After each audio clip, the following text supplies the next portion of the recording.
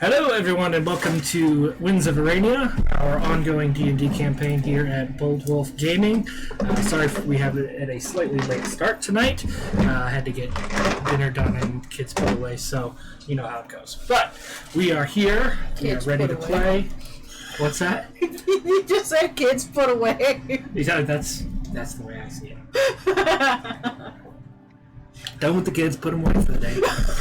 All right, so still getting a little situated here, but before we get into things tonight, if you've not seen the announcement, it is Tabletop Appreciation Month again. Oh, good, Discord audio is working. All right, what the hell happened to my screen? It's Tabletop Appreciation Month again. This year, instead of doing the $1 for every natural one, we're trying something a little different. My wife and I make these baby dragon eggs. Little baby dragon eggs, but we could show them one of the dragons for right now until baby dragon. And we are in the process of making one in the Winds of Earrenia colors. For every $10 you donate to Extra Life this month, between now and the 24th anyway. Let's get that code up.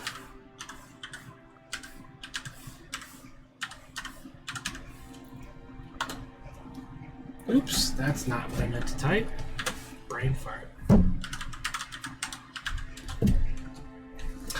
For every $10 you donate, this is an example of some of the work we do.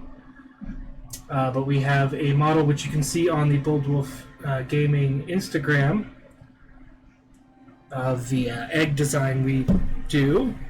And we'll be doing in Winds of Earrenia colors. For every $10 you donate between now and the 24th, you have a chance at winning one of those eggs. We will announce the winner at our next session, which should be 2 weeks from now on the 26th, which will be a few days after it closes. So get your donations in now. If you don't know what Extra Life is, it is a donation program that funnels money into various children's hospitals. Ours, in particular, we raise money for Rainbow Baby and Children's Hospital in Cleveland. They've helped a lot of our family members and things like that. They've even helped us. So it's a hospital that means a lot to us, and we love doing this program throughout the year. Especially Tabletop Appreciation Month is a lot of fun, and we had a lot of fun participating last year. So now's your chance to participate, get some money to a good cause, and you might be able to win yourself a baby dragon egg. So besides that, announcements. This Sunday at 7:30 p.m. is 90s Night. This week we are going to be playing Link's Awakening on Game Boy, or Game Boy Color, I guess. And next week we should be returning to... we may be adjusting the schedule a little bit. I'm considering switching my streaming night from Friday to Saturday, but put out an announcement if I decide to do that. But Fantasy Night this week will be Horizon Zero Dawn. And of course, as we approach the end of August, we are just about ready for the countdown to Halloween. So keep an eye out on the Bold Wolf Gaming social media pages for the lineup for September and October. The horror games, of course, we do the 90s Night themed horror games as well. Various Super Nintendo titles, ROM hacks, things like that. I actually am looking into one that's a lot of fun. It's a horror version of Super Mario 64. So we'll see if... are we going to be doing some Phasmophobia streams? Yes, we will definitely be doing some... I want to freaking scare the crap out of me. Some crossover streaming with Rhino Gaming, as well as possibly... is Nelly still streaming? Also be... Who? Nelly? Nelly? Nelly. Oh. I'm not sure what to ask her, but I may play in VR. So Someone's gonna crap himself. We'll see if I can get that set up and going before then. So. Do I need to send you anything just in case? Just all the Xanax. Possibly. All right. Well, anything coming up for you this week? Rhino Gaming. No, just trying to get the motivation to start streaming more. So, Understandable. Yeah. Yeah, I did the schedule change and then found out that, I'm going to be constantly staying way over my shifts at work on Fridays. And if I'm coming home late, I don't really have the energy to stream anyway. So that's one of the reasons I may be switching, at least for the time being, until they clean up. What? At least it's extra money. Yeah. Of course, that's probably not going to be a permanent thing. This is a very good company I'm working for. This is definitely not what they intended. This is not the way things typically go, but with the change of them absorbing another company and getting twice the business, they're lagging a little bit behind, and we're trying to catch up. So, like I said, as always, keep an eye on the Bold of Gaming social media. I put out announcements on Facebook, Twitter, and Instagram. Let me see if I need to make sure all of my... Nope. Okay. I'll get that link fixed and make sure it's up by the next time I stream. All right. So, without further ado, I think we can get into our game tonight. Holy shit, that's way behind. My notes were still at Malcolm's father, which is not accurate. All right. So let's get into it.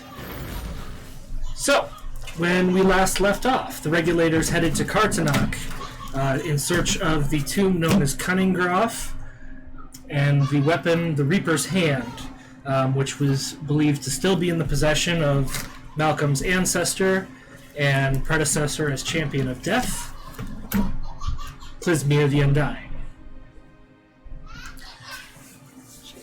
The party has made their way up the mountain along the path known as the Trail of Fear.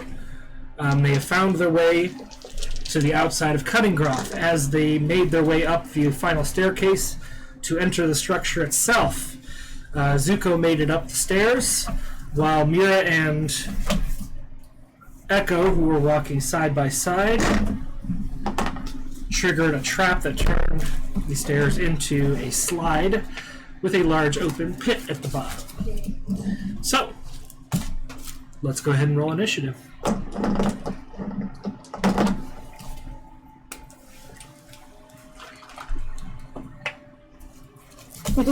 Seven. 7? Wait, no, plus dexterity? Yeah. Oh wait. Hold on. What did you roll? A 1? No, a 2. Oh, Hold on. that's 10 then. Sorry. 10? 7. Mine's 7. Wow, you are all really slow to react today. Shut up. Give me just a second because I rolled a 1 too. No! But I think I get something. I think I have something to re-roll that. Oh my but I god, can't he's remember. right.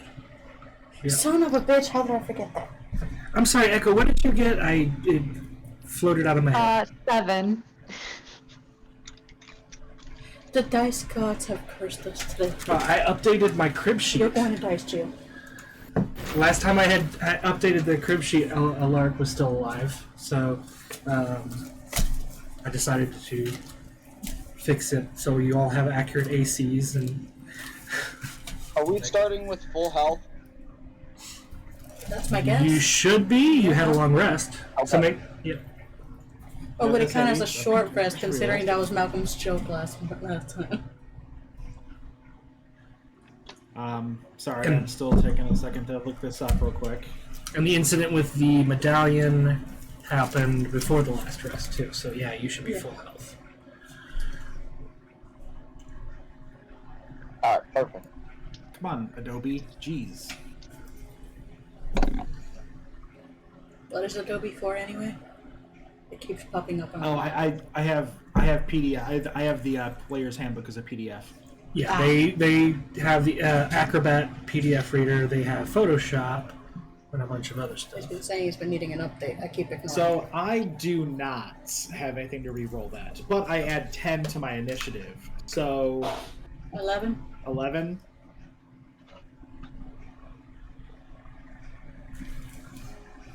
Alright, the stairs act on 10.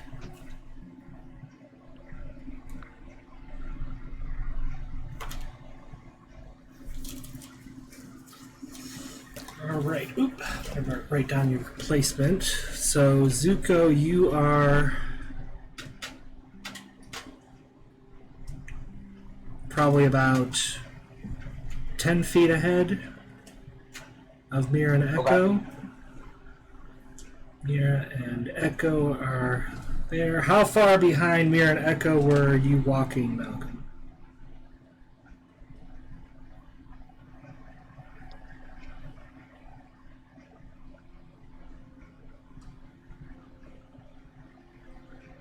Are you talking to me or Jake? Malcolm. You said I Malcolm. think you. Oh, I'm sorry. I did not. I was reading. I did not pay attention to that. I mean, I would say probably like 50 feet, like not far behind them. Like I wasn't like lagging behind an hour. 50 feet. All right. And I need an initiative for Wolfric in this case. I know he's supposed to, I think he's supposed to act on your initiative, but generally in combat, but this is different. What? How is it that my wolf rolls better than me? Not 20. Nice. So Wolfric probably don't go down the hole. Wolf are gonna be fine. While his Mira- owner Mira and go master is screwed.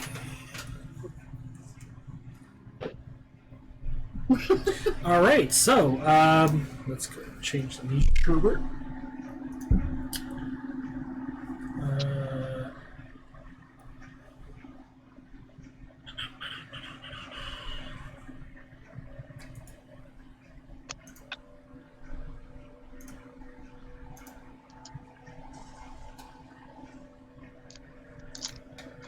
Nope, that's not what I was looking for.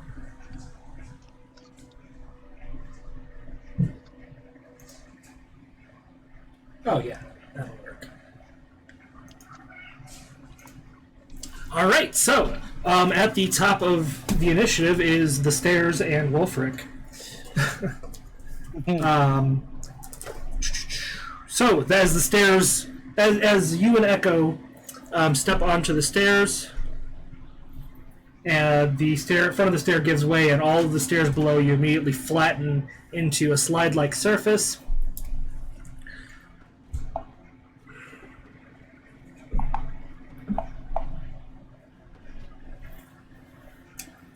So let's see how this works. I need Stairs are just rude.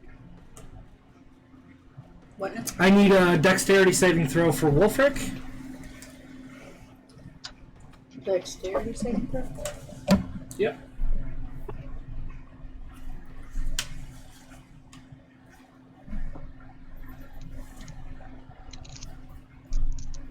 How would I do that again? Just D20 plus his dexterity modifier. Oh, okay. Oh, and with advantage. Because he's reacting at the exact same time it's happening. 14. 14, he passes. All right, so while the stairs turn into a slick surface, he does manage to stay on all 4 feet.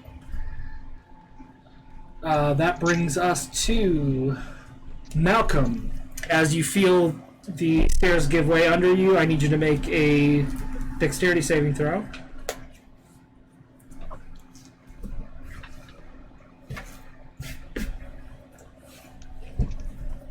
A dexterity saving throw that is going to be 24. 24 passes. Oop, I forgot to move. 5, 10, 15, 20, 25, 30.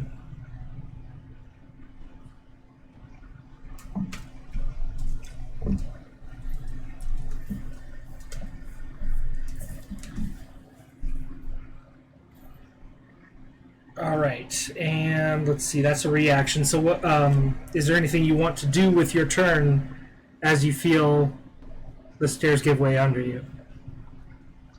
Dexterity saving throw just, like I did, just start sliding immediately, or You pass the throw, so you don't fall prone. So you're basically sliding down on your feet like a surfer.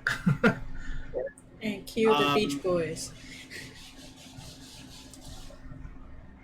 how far is it to like one of the edges of the stairs, or is there something like if I go to the edge of the stairs, is there just like ground beyond it, or Like the sides of the stairs?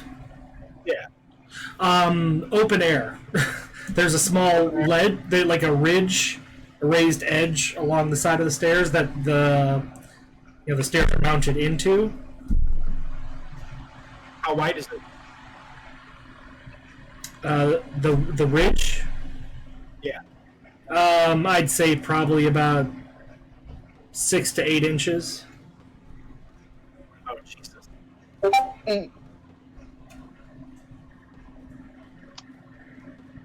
Yeah, there isn't space to stand on the edge. Pretty sure he thought about that. The initial thought was slide over towards the edge and hop up and, not slide anymore. How wide is the pit, you said? The pit it's about 5 square feet. So, I mean, I'll just prepare myself and hold an action to jump over it, like push myself off the stairs and jump over it. All right. Let's see. So you drop about 5, 10, 15, 20, 25, 30 feet. Wolfric is next to you. Austin manages to stay on his feet, kind of scratching at the stone as he slides down. So it sounds like Nelly walking through my house on the heart of the forest. Got it. Yep. I missed that sound. All right. Mira, dexterity saving throw.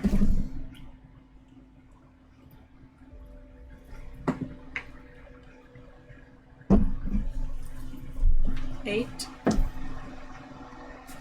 What was that? 8. 8. Okay. As the stairs give way and you try to catch yourself, you actually end up on your ass and you are sliding feet first down the staircase. Yay. What would you like to do with your turn?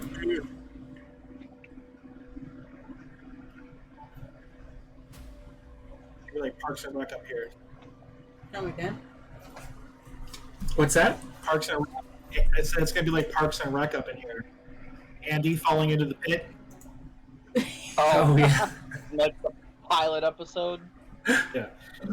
She fell into the pit.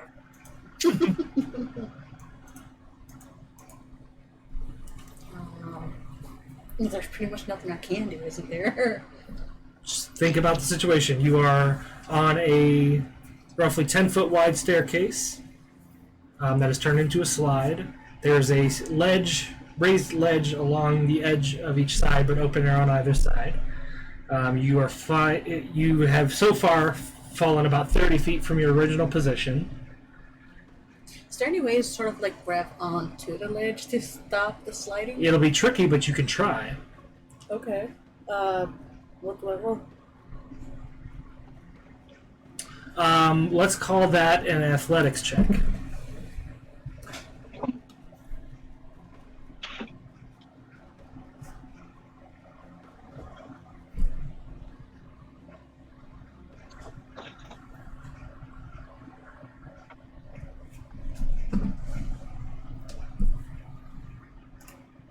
Athletics check? Athletics check.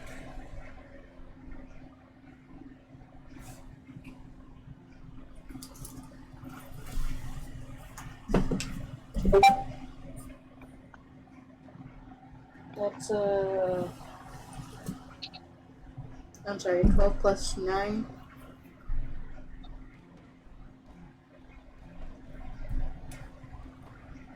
$21. Yeah, my brain doesn't want to work for a good second. 21, you manage to grab onto the ledge. It yanks your arm, almost pulls your arm out of your socket as you stop your momentum, but you do stop sliding, and you are now able to get a better view of the situation. Echo continues sliding on by you. I don't know if she's on her ass yet because we haven't done her check, but she is continuing to slide past you. Malcolm seems to just be like bending his knees and getting ready to jump. Wolfric is on his all 4 feet and scratching around. He tries to keep himself up, but he does not look like he knows what the heck to do with this situation. I'm not sure how to. And Zuko has at this moment not yet turned around and noticed that you guys are falling. He's still walking. He didn't hear the fuck. Nope. I mean, honestly, that sounds just pretty much in character for Zuko. All right, so now it's the stairs' turn. At this point, you kind of hear a sound, and you see dust and snow flying out of the archways that go over the entire exterior of the structure. And you notice these small holes in the stonework for the first time. Is this Indiana Jones? Yep. Let's see. Is there gonna be a boulder? Oh my god, please no. Tell me now. There's not a boulder in this particular dungeon, but that's a good idea. Nice boulder. I like that boulder. That's a nice boulder. The boulder is confused.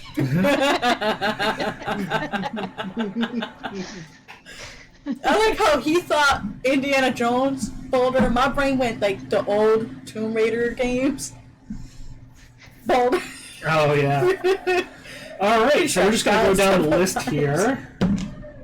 Oh, And then I natural. went straight to Avatar: The Last Airbender. Wolfric manages to dodge out of the way of a large steel bolt that is fired his direction. Let's see. Malcolm's AC is 19, correct? Yes, it is 19. So you take. There's my D8. Oh, fudge. You dropped it. Where's your dice tray? Oh, okay. You take 7 points of piercing damage as one of the bolts strikes you. Let's see, Wolfric, Malcolm, Mira. 15 to hit. No. You see the first two strike out at Wolfric and Malcolm, and you manage to twist yourself around so you don't get hit. Echo. 12 to hit. You also manage to dodge.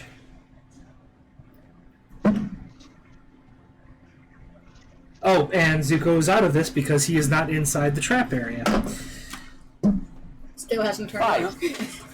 Alright, Echo, is your turn. Dexterity saving throw, please. Okay. Fuck. 9. Yeah. Echo, you also fall on your ass. Anything you would like to try to do while you are falling? How far is it to, like, the top of the stairs where Zuko is? You are now 5, 10, 15, 20. Oh, duh. It's only been one turn. So you're about 30 feet from where the stair is that you triggered the trap with. Could I do Misty Step? Holy shit, she read my brain. Get out of my head, Cece. Misty Step. Is there darkness? I think you have to go to darkness, don't you? Do is I it have to put be in the 60 darkness? I've feet? never used it, so I I don't don't know. think you need to be in for Misty Step. You're It's thinking like of a Alaric's old power. The Shadow Step. Oh, okay. Okay, so here's the thing. You're 30 feet from the stair that turned diagonally at the top. Okay. Is How Misty far Step... from the... Misty Step, is that a bonus action? It's a bonus action. Okay, then I will... Okay, so I will allow you to Misty Step to the top, but then you're going to need to make I'm going to call acrobatics to reach out and grab the step that isn't tilted. Okay.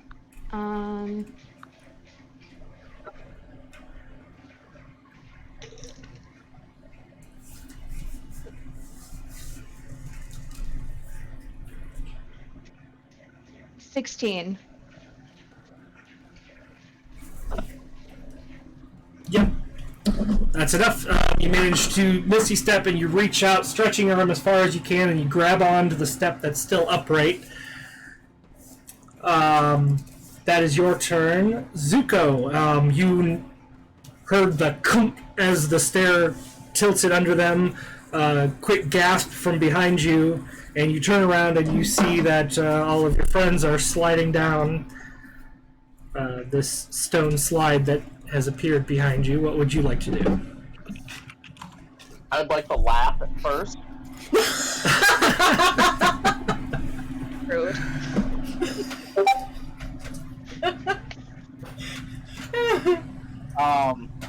And then I suppose after I collect myself, perhaps so I've got that enchanted grappling hook. Yeah. I try to throw that behind me so that way maybe someone will grab it. How long is So it? I have my feet.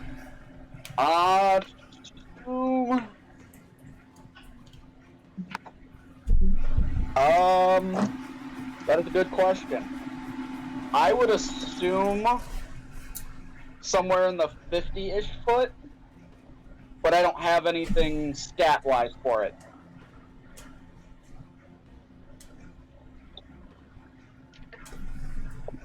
I'm looking it up. Yeah, I'm trying to go through my notes too. I know it's going to be an older one. I'm pretty sure you have it in your inventory. Let me see here. Magic grappling hook. Appears to be a standard grappling hook on a 60-foot rope. 60 foot. You have to secure the hook, and if somebody pulls the rope, the user is teleported to the top of the rope. All right, so I'm going to need you to roll an investigation check to find a place in the stairs where you can actually get the hooks to dig in. Okay, you said investigation? Yep.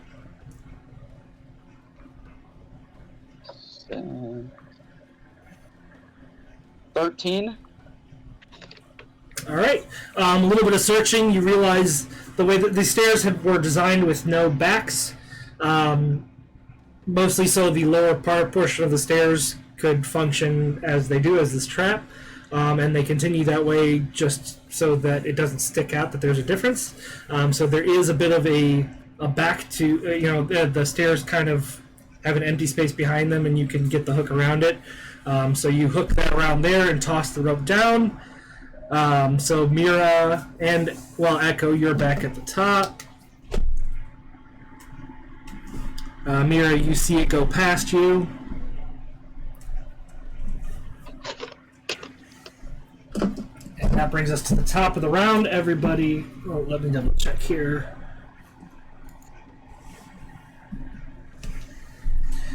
Alright, Mira, you've stopped yourself from sliding.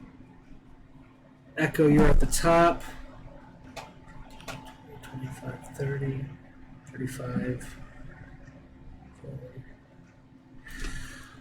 Malcolm, you pick up speed. Oh, this has worked out interestingly. So you don't even make it through a full turn before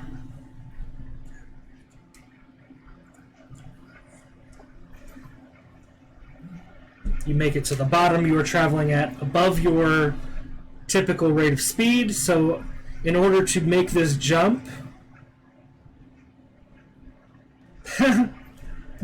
probably not going to be a problem for you.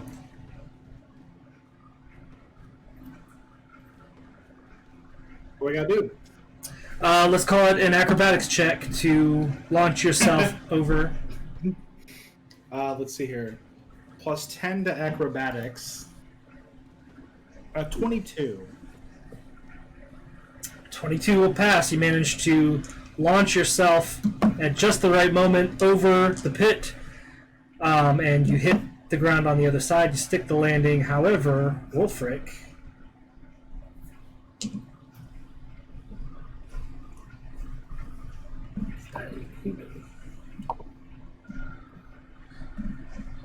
Am I able to try to help Wolfric in some way after landing?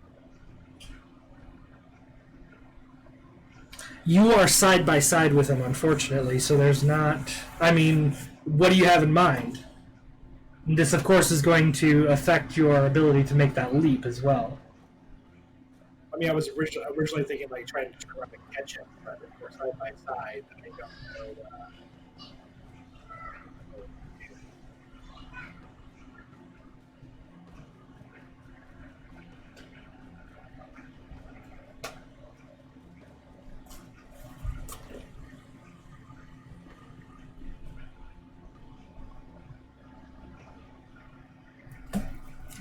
Alright, so leaving him to his own devices? I mean, I'm gonna have to. Alright.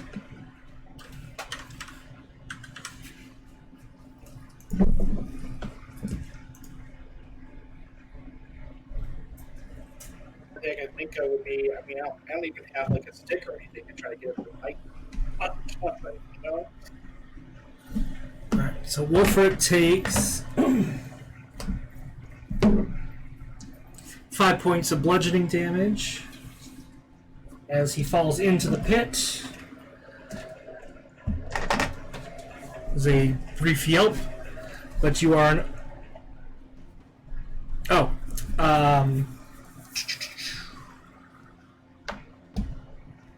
Jesus motherfucking shit! By the gods, child! She rolled a fucking nat 20 in stealth. Fuck. Alright, Wolfric uses half of his movement, What do I need? and given his size, is able to easily leap out of the pit. She would poop. He told me. Malcolm, your turn. You are outside of the... I think he did too late. Needs a diaper change? Yes. Alright, we'll do a quick Why break is my once we're... dragon here? Oh. It's nothing. Right. Why is it Alright, what would you like to do with your turn? Is everybody else safe? Or Mira is still within range of those crossbow bolts that are coming out of the pillars. Otherwise, though, yes, everyone is outside of the trap area. Or has at least stopped sliding. Wolfric Me too. Sophie's gonna take care of the I'm sorry, you're breaking up. What? I don't know. Wolfric like taking damage while he's in the pit or what? Yeah, he took a little bit of fall damage, 6 points, but he's managed to jump out of the pit as well. You said 5, not 6. Was 5? 5. I guess I'm just gonna. I can't think of anything else to really do. It's like, Alright, so Go back upstairs. passing on your don't turn. forget crying about it. We'll get We to will it. take care of it. Jesus Christ. Mira, what would you like to do with your turn? You are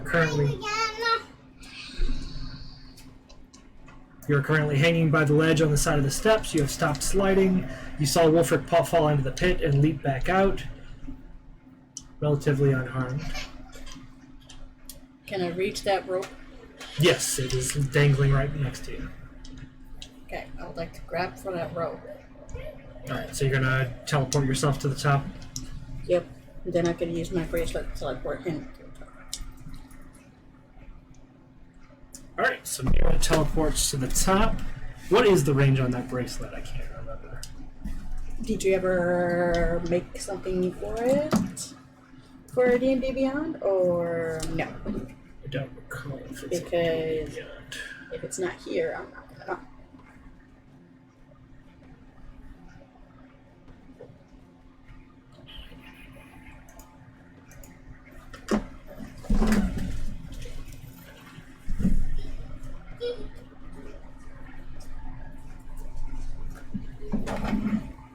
It's not on here.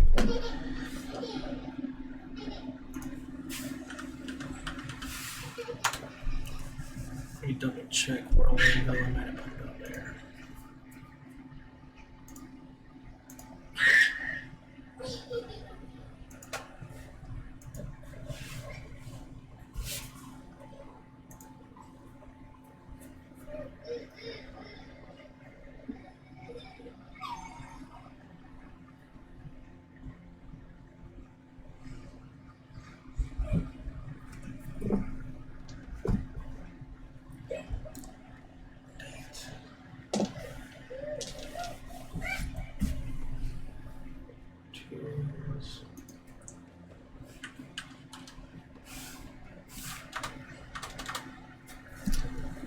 right. Well, we're just gonna have to assume that it is within range. I thought it was like 100 feet or something like that, but all right. So you teleport Wolfric to the top. Everyone is out of danger for the moment. The stairs are still a slide, but there's nothing for the crossbows to shoot at.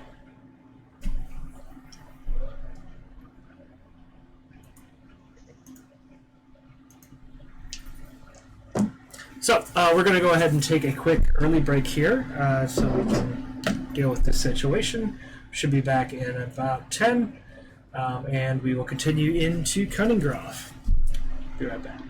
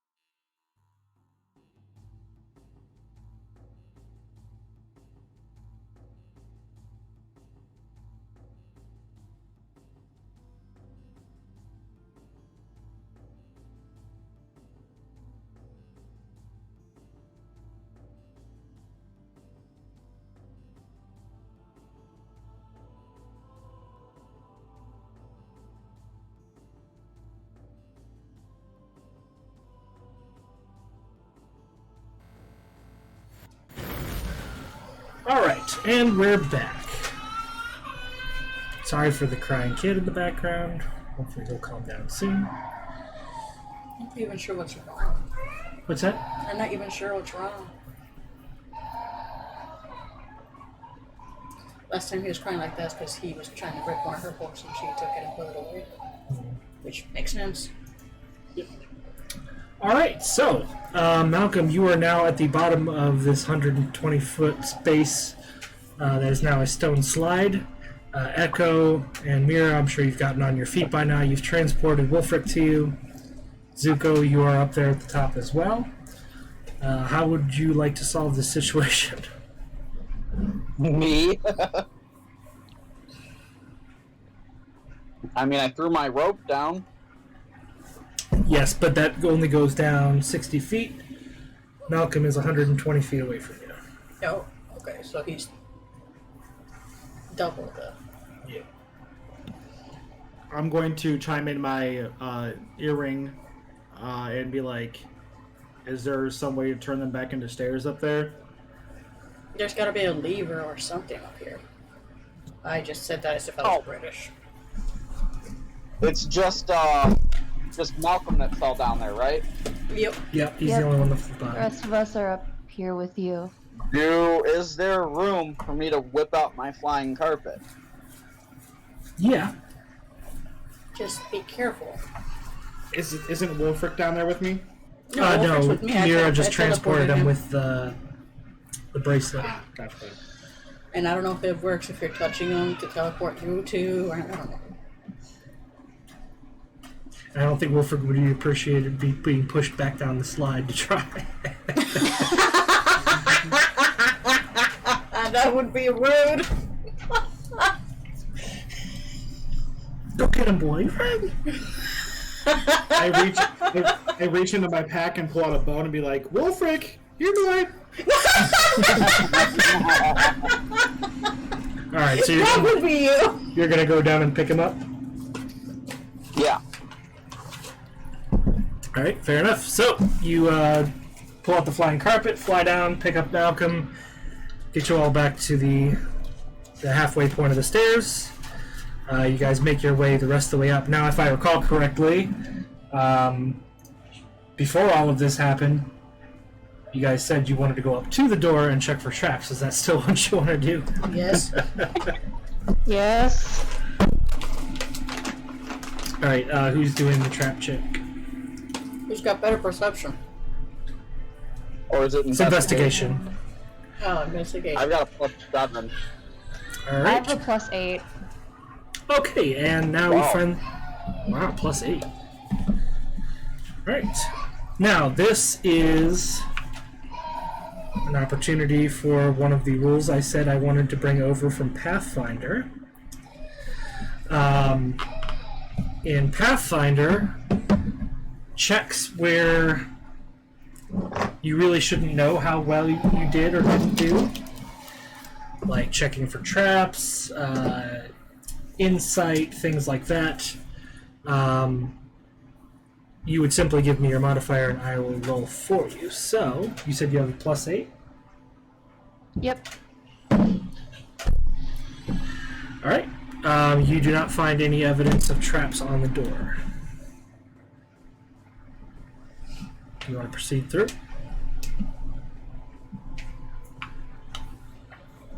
So you want to use a rule that just is going to make us all just try to look for traps? Yeah, right? The idea is you as the player don't know how well you did or didn't do. You okay? Yep. I had one of my shiver up the spine Gotcha. things.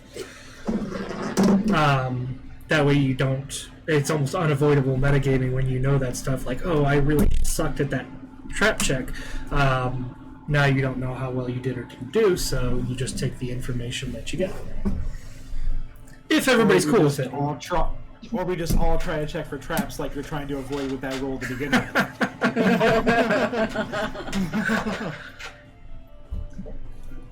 So, do you want to I'm fine proceed? with proceeding. I'm fine with proceeding. I'm fine with proceeding. Me too. I mean, All right. So you go ahead. I Go don't think ahead. we have a choice. All right, just for the record, that was a natural 20. Oh, okay. Nice. 28. Nice. But Nice roll, Echo.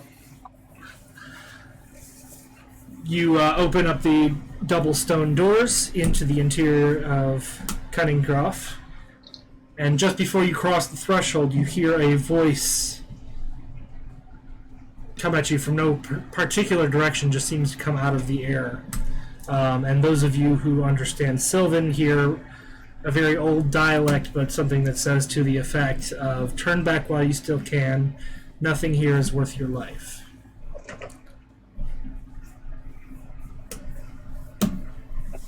Okay, so I'm gonna elaborate that for the party. Isn't Malcolm the only one that doesn't know Sylvan? Yep. Yes, I think Probably. Yes, I do not know Sylvan. Well, you should probably work on that.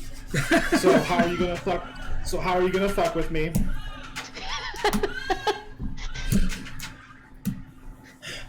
As tempted as that is. Next time you're in a tavern, find somebody else who speaks to Sylvan, start having a conversation. Malcolm, did you hear what he just said about your mom?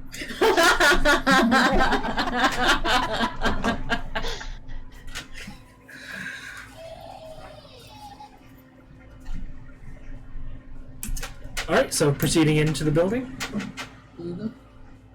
I am. All right, I didn't understand what was said, so I'm like, okay, let's go. all right. As you enter Cunningroff proper, you find yourself in a long, cavernous chamber. Well, let's go ahead and change the music here. You're not outside anymore.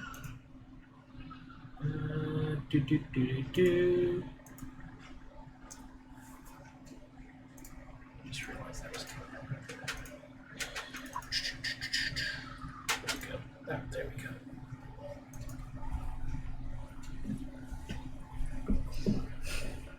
Ow.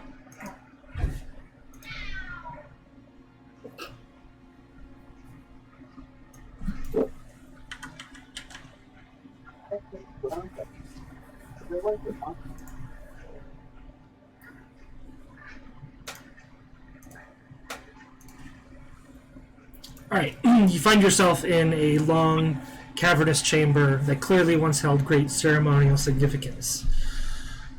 The pillars, now dark and dusty, show signs of once being painted with gold. The interior of this room is lit by sunlight through the many caved-in parts of the roof. Near the center of the chamber is a large open bowl where a liquid is very slowly dripping from above. Getting closer to the bowl as you cross the length of this chamber, you notice the strong smell of lamp oil. There isn't much currently in the bowl.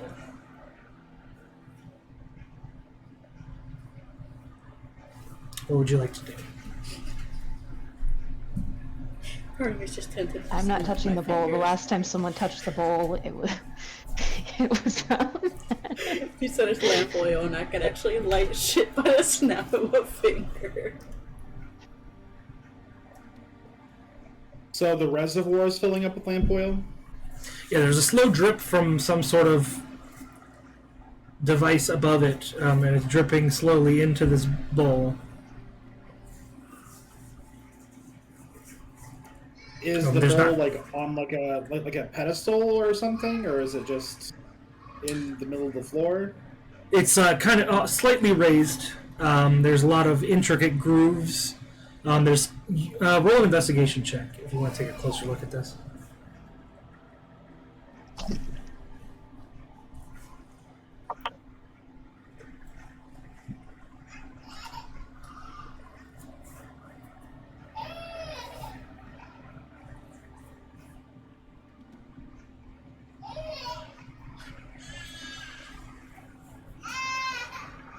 I'm half tempted to go up there and see what's up.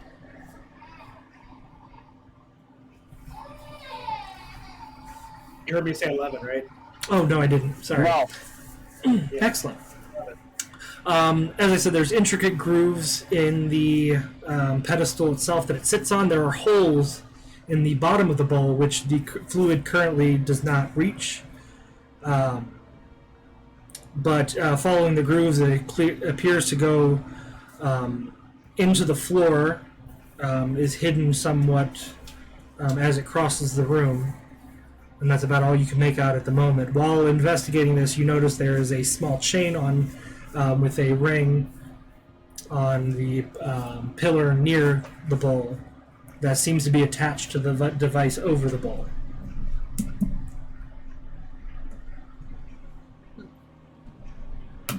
Yank. Yeah, don't fuck with it and just move on. I want to touch it. I mean, it's here for a reason.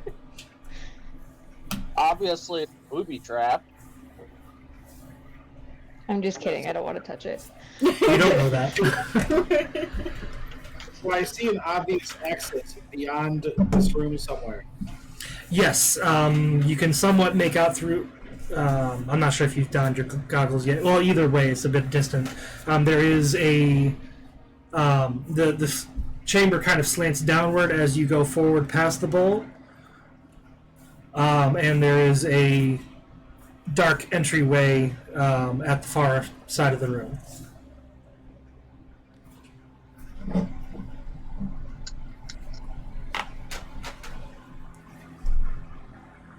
Dark entry. What's that? You said dark entry. Entryway. Yeah, pitch black beyond the end of this room.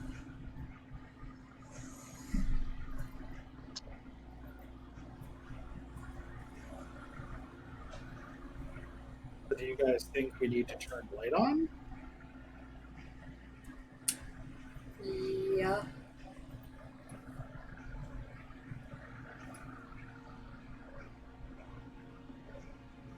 There's oil here, and there's a mirror above the bowl.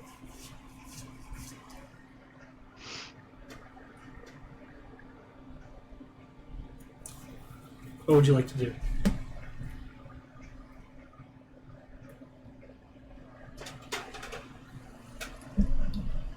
Have Zuko pull the chain. What's that? Have Wow. Zuko pull the chain. Are you going to pull a chain? I said have Zuko pull the chain. Jeez, what have I done to so much distrust with you?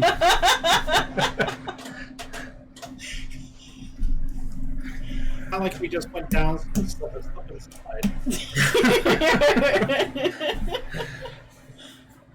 I'll do it. I'll pull the chain. God damn it! All right, Echo pulls the chain. That drip that has been slowly falling into the bowl increases into an actual downfall while she has the chain pulled. The smell of lamp oil increases. As the bowl fills, you watch as the fluid drips out of those holes, down the grooves, and into the encasement under the floor. You also get the vague impression that after a few moments, as the floor slants forward towards that dark entryway, there is a ledge along the walls where the oil appears to be flowing through as well. And by the time you would reach the end of the chamber, it would be just above head height.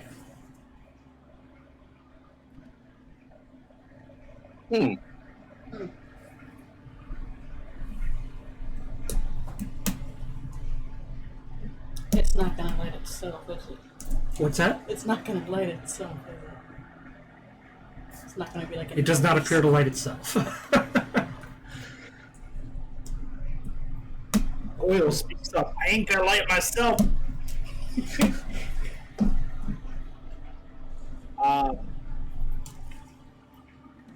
I cast Fireball to light the oil. Okay. I wasn't sure if the flick would work. Okay. So you cast Firebolt on I'm sorry, I just realized your camera is all wonky. Yeah, it is. But I don't care. You cast Firebolt at it, it ignites the oil inside of the bowl, and the flames travel along those grooves under the floor, and sure enough, that ledge along the walls is lit up as well, and it appears to continue on through the passageway beyond this room. That was fun. And to your knowledge, you may have lit this entire place from front to back. That'd be cool. All right, proceeding on. Careful. Yeah. Yes. Yes.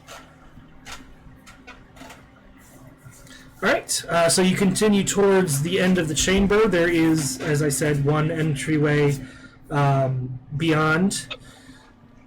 You can see that it slants downward. A very old carved stone staircase proceeds downward. Very cavernous to the point where you can't quite see to the ceiling of the staircase.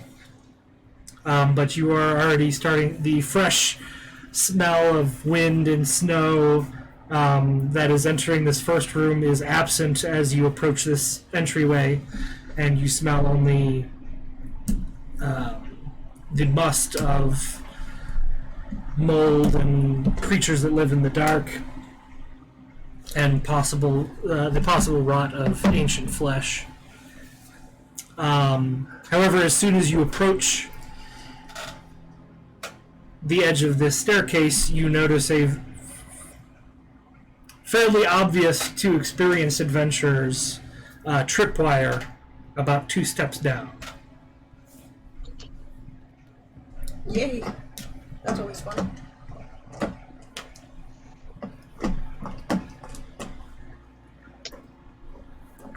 So don't step on it.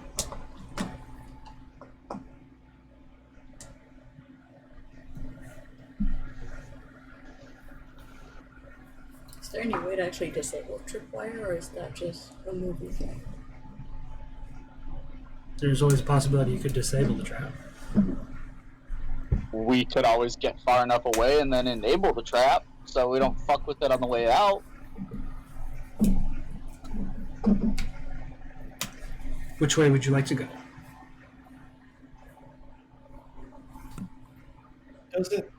I would like to take a closer look and see if it could. I'm sorry, could you repeat the What? end of that? He cut out a lot. Bad. Mm. I'd like to take a closer look and see if there is something that could be easily done. He still broke out. Yeah, Yeah, couldn't- still couldn't. No. Yeah. I don't know why you're breaking out so bad today.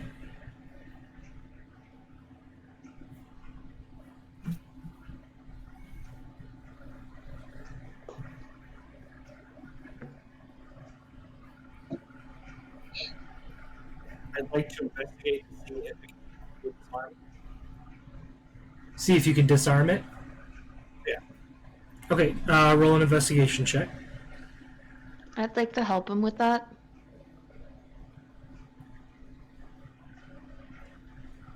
I rolled a nat 20. So Oh, nice. Alright, so you investigated. It seems that the only way to... I mean, it is possible, though very tricky. You could keep tension on it, cut it, and tie it off. But the best way to disarm it is to simply activate it. Hey, my idea.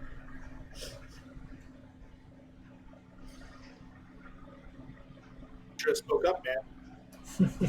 I didn't speak up. Alright, so what would you like? Alright. You just cutting the rope?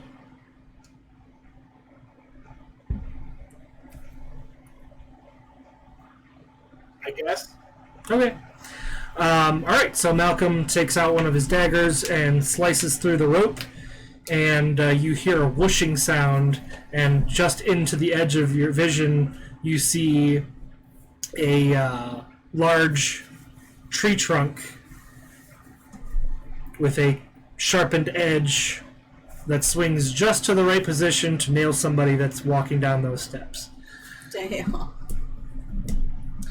And as it swings down and does what it was always designed to do, the age of this trap finally rears its ugly head as it swings back from the strike point.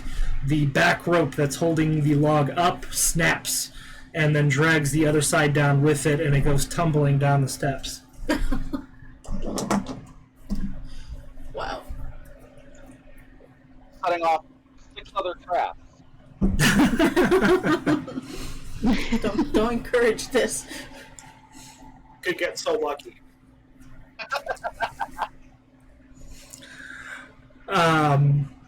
And after the trap goes off, you hear that Sylvan voice again seemingly coming from nowhere in particular.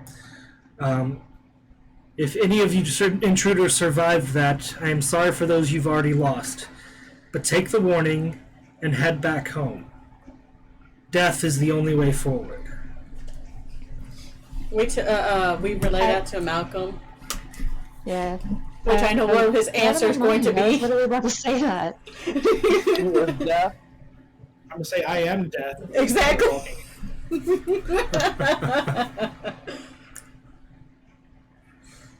All right, proceeding down the steps.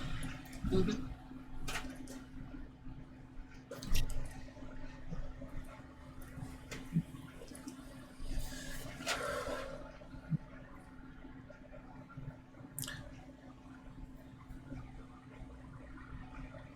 All right, so as you go down, proceed down, you have to make your way, kind of crawl over the fallen trap, which has lodged itself in the staircase.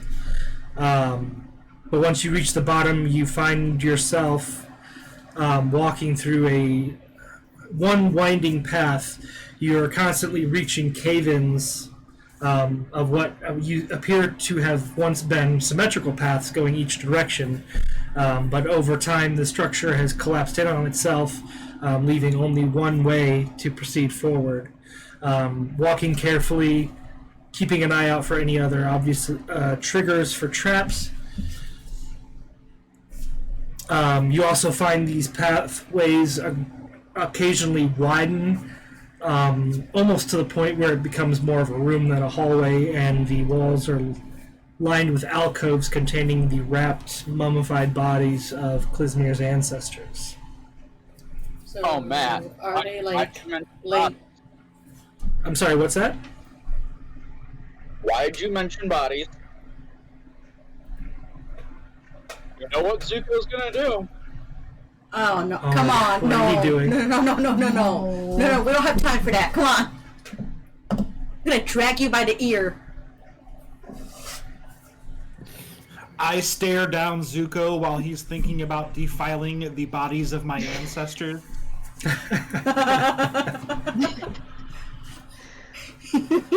Miro, I'm not gonna do anything because I know Miro will try and throw me over the shoulder again. I know better. So, I noticed Malcolm's death stare. Like, what? He's Chinese. I walk over to Zuko and I smack him outside of the head. If anybody has seen NCIS, you guys know the Gib smack. So I do that. Roll for attack.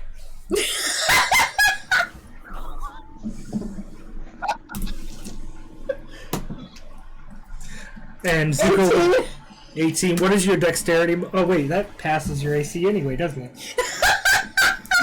Even his armor doesn't protect him.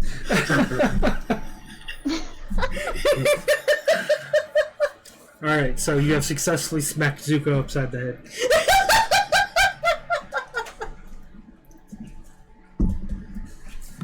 Zuko, you're...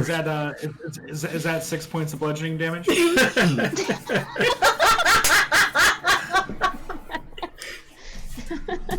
Assuming she kept her strength under control and managed not to actually do any serious damage, just I hurts a little kept my bit. strength under control. I'm not gonna kill the man.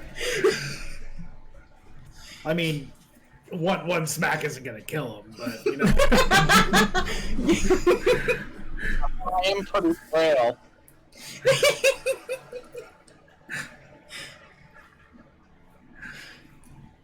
What, those 2 points of bludgeoning damage are the difference between Klizmir killing him and not killing him.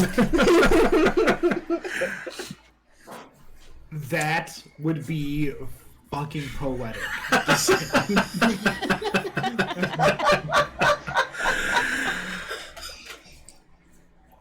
Alright, so you guys proceed on?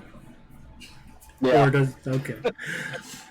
Alright, so the first time you come into a true room, you find yourself in a chamber about 100 square feet. Cavernous, once again.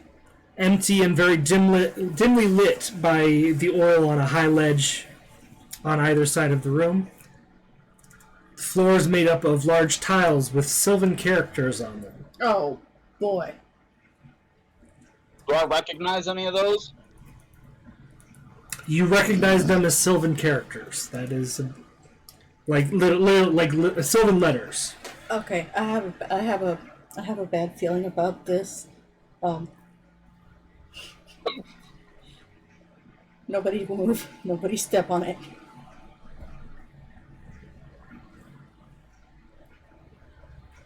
You said it's covered in sylvan characters, you said? Mm-hmm. Yeah, each tile has one sylvan letter on it.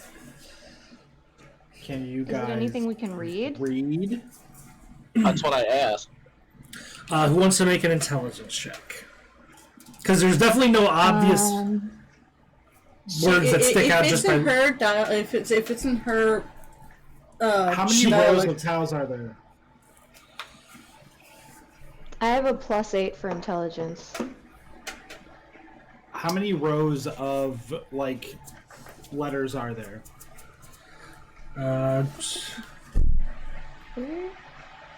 In I never actually wrote that down. No, it should be, but I mean, I'm just gonna throw it out there. I'm like, I can't read these guys. I'm not sure what the exact number is. But each tile is about a square foot. Is there any way for us to go across spelling the word death? I'd like to try and see if I can read it. Roll that intelligence check Okay. with advantage because your dialect is the closest to the one used here. Okay, so that's roll twice and pick the higher number. Yep. And add your intelligence modifier. 18. 18, nice.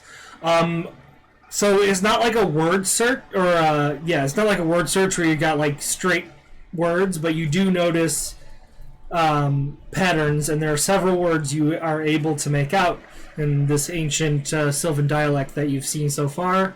You can see the words Klizmir. You can see the word safety. You can see the word pain.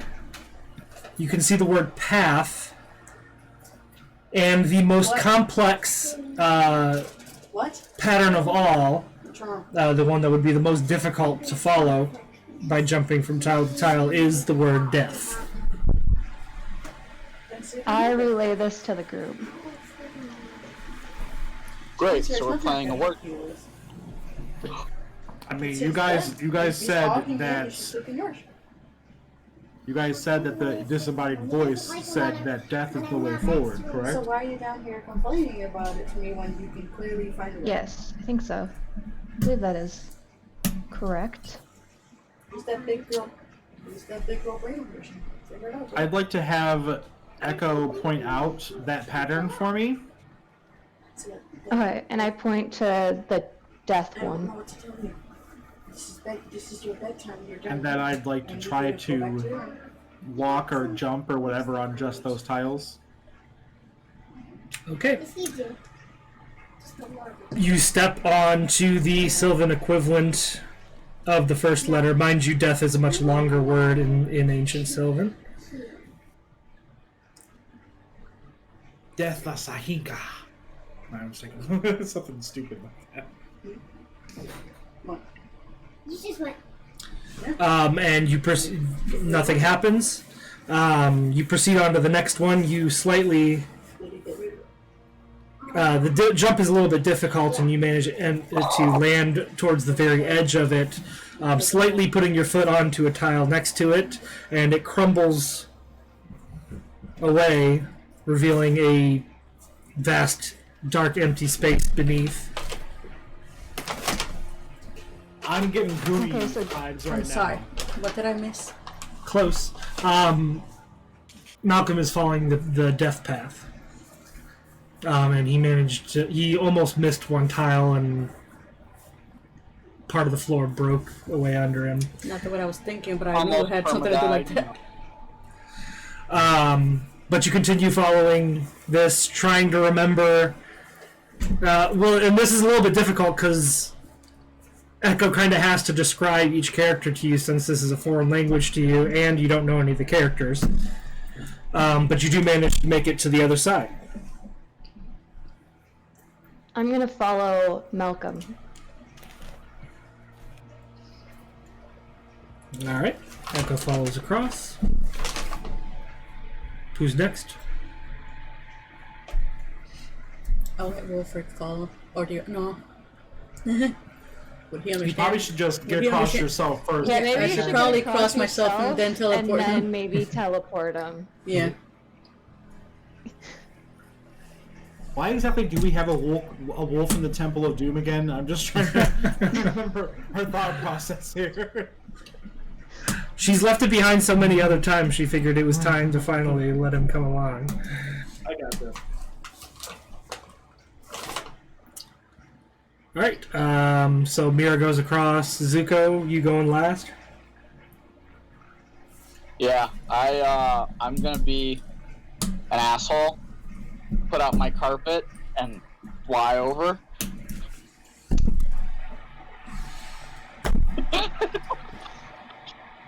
You know, Matt's gonna start working anti-magic shit. I am s- He's done it. that You've already so done it. hard. I am so glad you waited until the end to do that, because I completely forgot about the flying carpet for this one. I always do that. Yeah, but there's one time you didn't forget, and he ended up getting grabbed by these.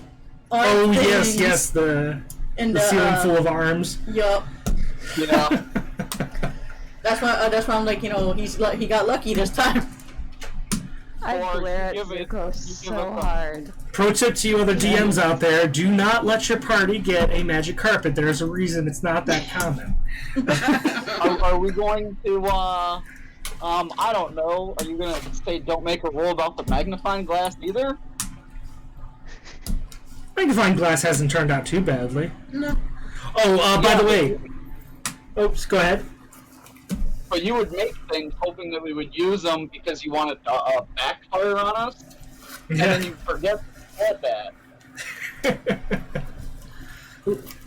I thought I was covered when I made it so that it can't necessarily detect curses, but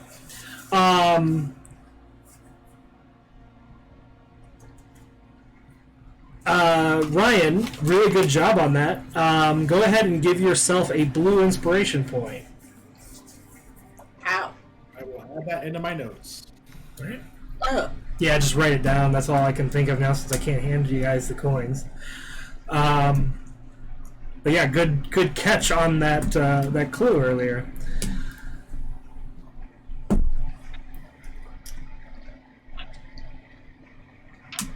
Actually, I can't tell how to add a note in here. But I'll just put it in my actual notes. That's fine. Right. So after you crossed, well, by the way, the inspiration was not Goonies. That was from The Last Crusade. Okay, yeah. I remember With that now. me, Malcolm, when it Well, comes with Goonies- to notes on Go ahead. D&D Beyond, all I do is click the notes and the cursor shows up. Yeah, it's not showing for me. The reason why I thought it was Goonies though is because Goonies had the piano, and when they played the wrong note on the piano, the floor fell away. Oh, okay, gotcha. Oh. Yeah, that's what Forgot it was. about that. I forgot about that. Weird that I was getting Squid Game vibes. I have not watched the game yet. So. Yeah, neither have I. And I won't say anything. But that was the scene from Last Crusade where he had to spell Jehovah to get across the Yes. room. All right, so a short while into the following corridors, which very much look the same as the ones before, you cross a stream of water that is kind of puddling up across the floor. Does not seem to be a normal part of the structure. Part of the damage that it is undergoing over time. About 100 feet after that, you find that the only path ahead is completely blocked by a cave-in. What would you like to do? Blocked by what? A cave-in. The mountain has crushed the corridor that used to be there.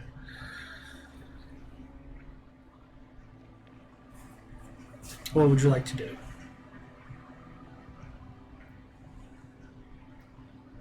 I'm sorry, I don't have the force powers to just lift rocks. I'd like to put the chick with like plus 40 strength to work. Alright. We actually probably really shouldn't just go start moving stuff around. I'd like to first take a look at it and see if maybe if we try moving stuff, will it cause a further cave in? Yeah, I was about to say that I'd like to go and investigate it and see if is there a way to move this without causing a cave-in, or if there's an easier way to move this. All right. Okay, so roll an investigation check. Okay.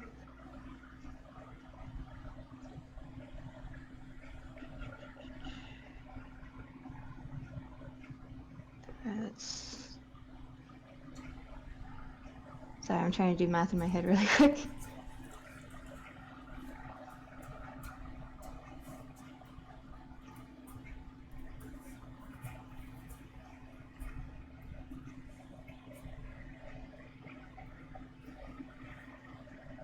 What's 9 plus 8? my brain's malfunctioning right now. Is that 17. 17. that's 17? Yeah. My brain malfunctioned. You're good. I was like, wait, what number is that?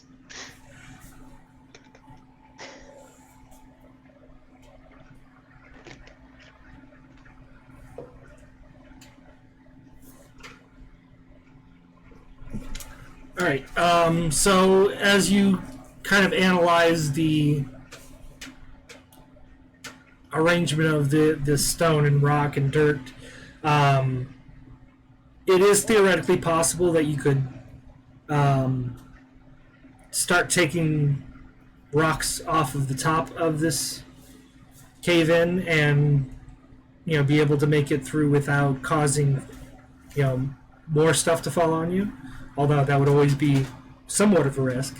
The problem you notice as you're investigating this, you are able to see through gaps in the rock pretty deep. And this cave-in goes for quite a while from what you can see, and you have no idea how much you can't see. Okay. So you have no idea how much time it would take to dig this path back out. Okay, I tell that to the group.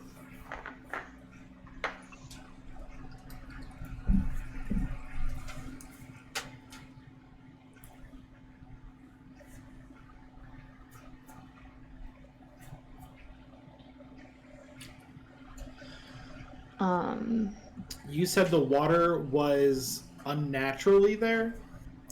Yes, it seems to be intruding, a natural waterway that intruded on the crypt. Didn't originally have a path through, but with all of the damage that the structure has gone through over time, there is a water path that has made its way through the structure. Should we try and follow the water? Like, that'd be a good idea? See if there's another way around? That's what I would do. It's a possibility, yeah, it's a good idea. Yeah, let's see if Zuko has ever looked at his spells, and if there's a spell that could help us, possibly. Wow, dang. I say that because there is, and I'm looking. Water? Is it the water walk? Ding, ding, ding! You can walk on water, bitch?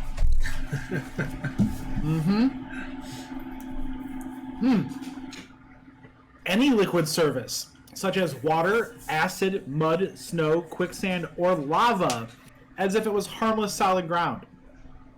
Wow. What? Whoa. The actual... That last one's going to come in handy. What? What? Creatures crossing molten lava can still take damage from the heat. You know, you know what I love about the way Jake plays the Ranger, though? A lot of people complain that the Ranger doesn't have enough magic to make it interesting. He uses absolutely fucking none of it and still has fun. And my character, It's true, though. and my character is He doesn't very even use. interesting. He doesn't even use our hunter's mark, man. No, he used it once. Treasure one. That's why she remembers it, because it stood out. Was it really session 1 that he used Hunter's Mark? Something like that, yeah. It was pretty Wow. early on, yeah. Okay. Alright, so far the water's not very deep, but keep that in mind. So you want to follow the stream to see where it goes? Yeah. Alright, so you follow off of the main path as this water crosses through. It goes into a side chamber filled with alcoves and bodies. You can see the clear evidence that water has spun around in this room for quite a while, has worn down on the walls. However, you catch the scent of a fresh breeze, and going around a corner, following where the water is traveling, the water eventually wore down an exterior wall of the crypt and continues down a natural cavern. And at this point, with the natural soil, it does get a little bit deeper.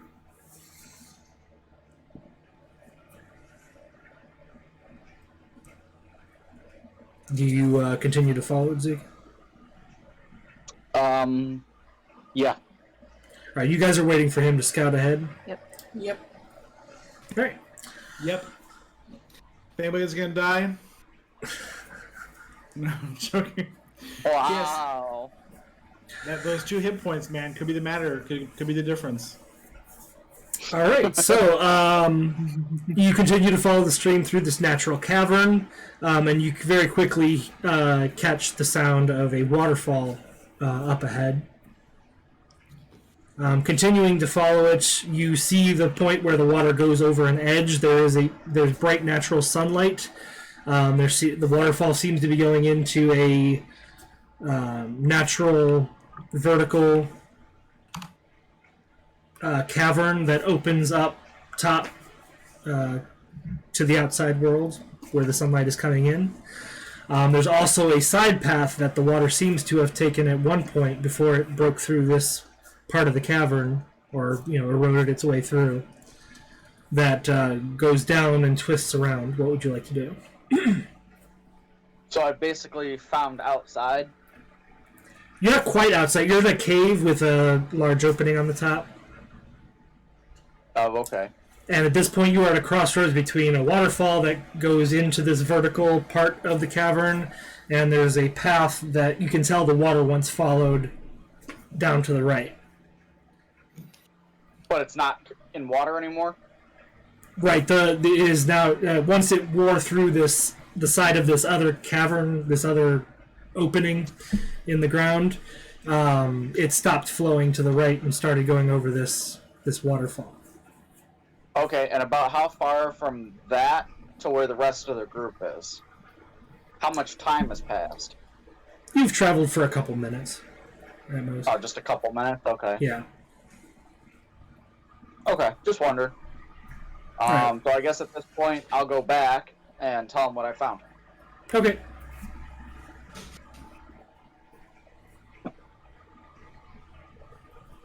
Zuko comes back and describes what he's seen so far.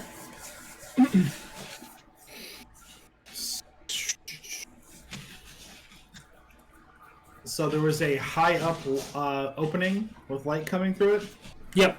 Yep. and you didn't magic carpet up to it? I'm surprised. I'm surprised at you, Zuko.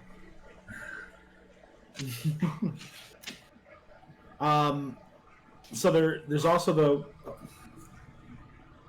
Sorry, Nelly is trying to play with CJ, and CJ is having none of it. So there's an opening where water used to flow. Is it like a hallway sized? Yeah. I mean, cave height, just a little bit above your head.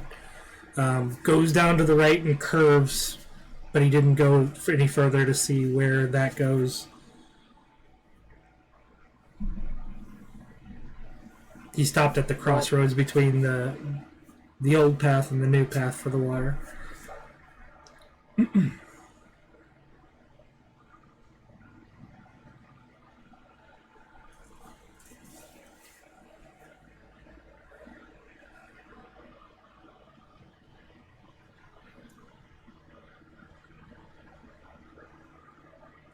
I'm trying to decide what to do. Anybody else have any thoughts? Can we use the flame carpet? How deep was the water? Is the water? It was about, at worst, knee deep. Okay. So we can walk over just fine. What's that? So we Here's can my walk thinking. over. Yeah. If we're trying to get to Klizmir, Mm-hmm.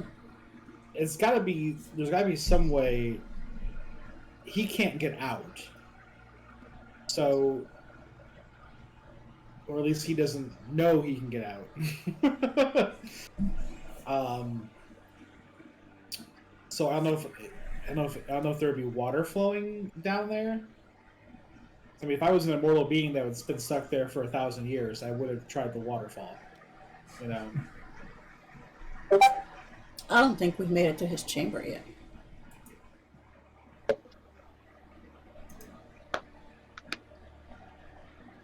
So, do we want to go through the waterfall and check behind the waterfall, or do we want to go down where the water used to flow? I suppose we could check behind the waterfall. I think we should check behind the waterfall. I pushed Zuko under the waterfall.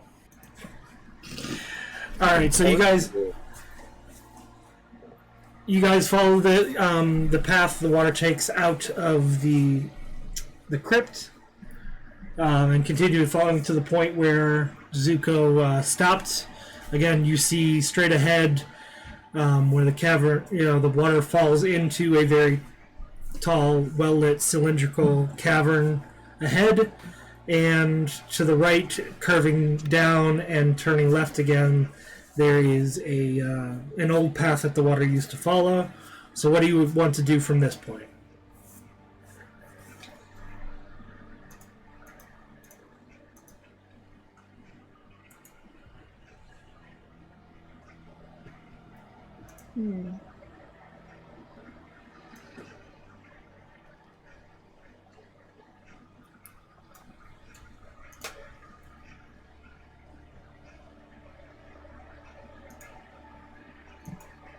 What'd you do?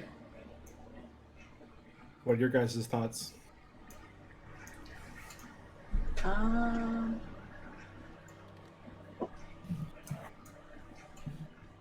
Just for the record, the water's not very deep. It's not flowing very hard, so you can safely walk up to the edge of the waterfall and look over as well.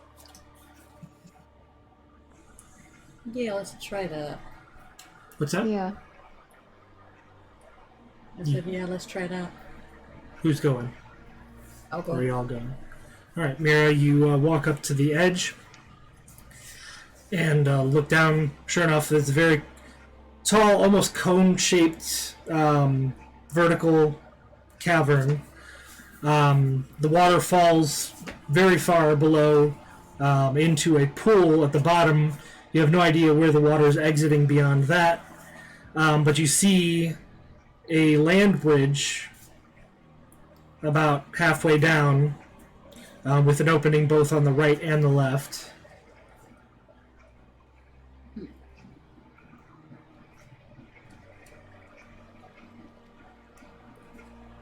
And just to keep you keep your mental compasses left would be back towards the structure of Cunningroff. Right at may very well meet up with the path that you guys haven't taken yet, where the water used to go. So I mean, Cunningraff is where he should be imprisoned, correct? Yes, Cunningroff is the crypt that you guys have been walking through so far, and where he, somewhere deep within, is supposed to reside. So do you guys think we should check out that path first to see if it leads us to him? Yeah, Or should we go through the water path? See, because I'm not- Matt, our Lustrious DM messes with us sometimes. Mm-hmm. I almost wonder if there's like some super awesome treasure the other way.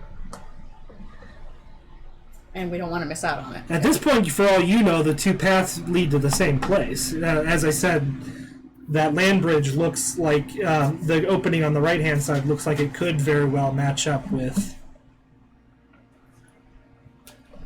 the path to the side.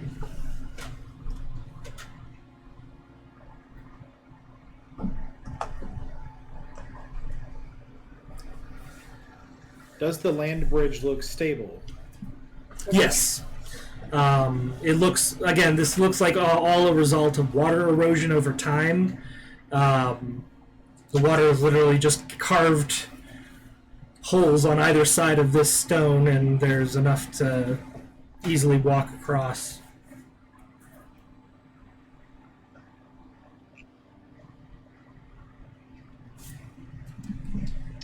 I think we should go to the land bridge thingy and then we could backtrack if there's nothing there. To the waterfall, because I feel like the waterfall is you have to fall, and it'd be harder to get back up. Or we could fly. I've fallen and I can't get up. Fallen and can't get back up. Call 811-8999. 819999919 754 3. Probably had the wrong. I probably had the numbers wrong, but you get the point. Yeah. All right. So, what would you guys like to do?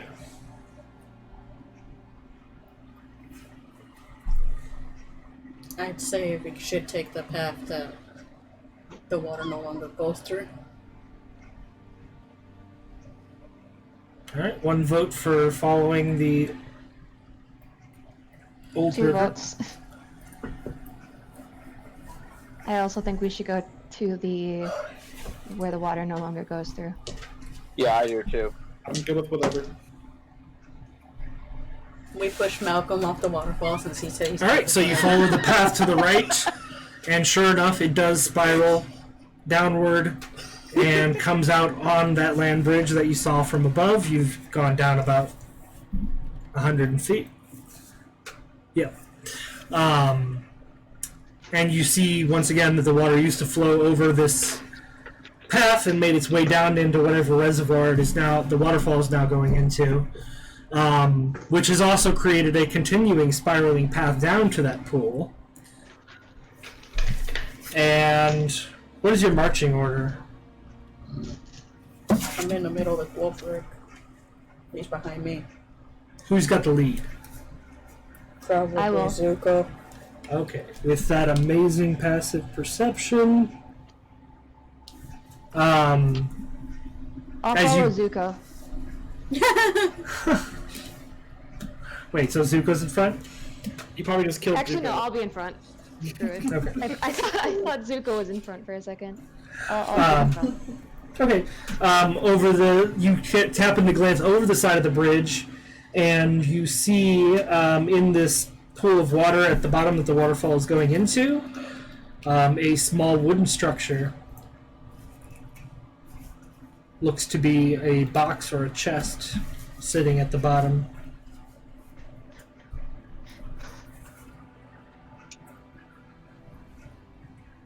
Malcolm, you called it. Huh? What's that? I said Malcolm called it. Luna, stop. But I want to play D&D. She's I mean, so I'd dumb. like to find some way to get the box. As I said, the path that the water once again used to follow when it was crossing this land bridge, or what is now a land bridge, creates a fairly smooth spiral path downwards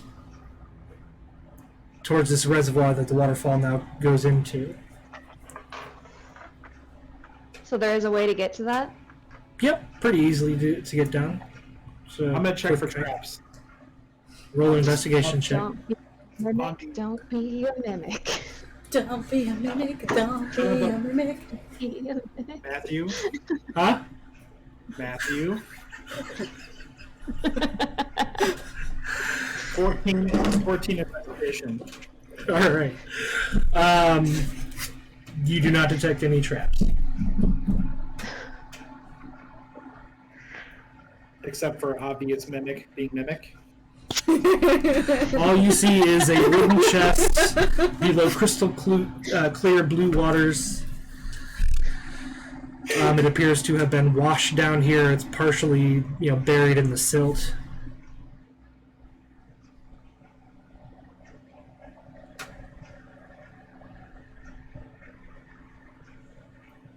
So we make it down there successfully, you said? Yep. Just no traps. Okay. Yeah, no traps. You make it down there without a problem. I'm going to...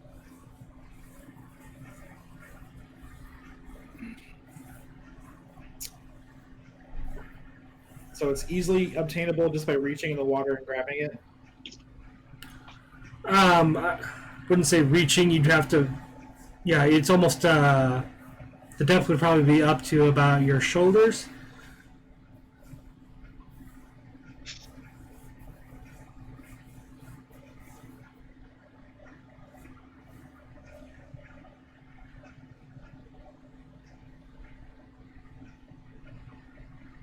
I mean, I guess I'll reach in and grab it.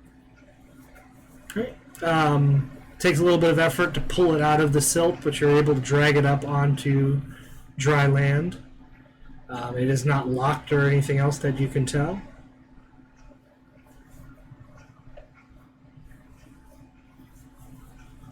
I check for traps.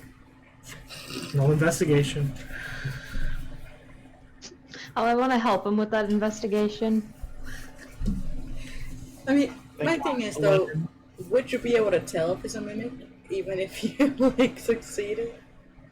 I believe mimics have a detection threshold where you can tell the difference between it and what it's imitating. Okay, I'm just curious, because we've never encountered one. But yes, 11. 11. Okay. Super high you- roll. You do not see any mechanisms that would accommodate a trap. No way to disarm anything for someone who is supposed to have access to it. Gonna open it then. All right. Inside the chest, you find, of course, mixed in with silt from the places the chest has been compromised, and the water and dirt has gotten into it. But you find about 1,000 gold pieces worth of gems. Okay. Wow. Nice. Why do I feel like Zuko would push Malcolm out of the way and be like, mine? Well, if you wanted to, you should have gone down and got it. My precious. All right, so little reward for you there. Going back up to the land bridge.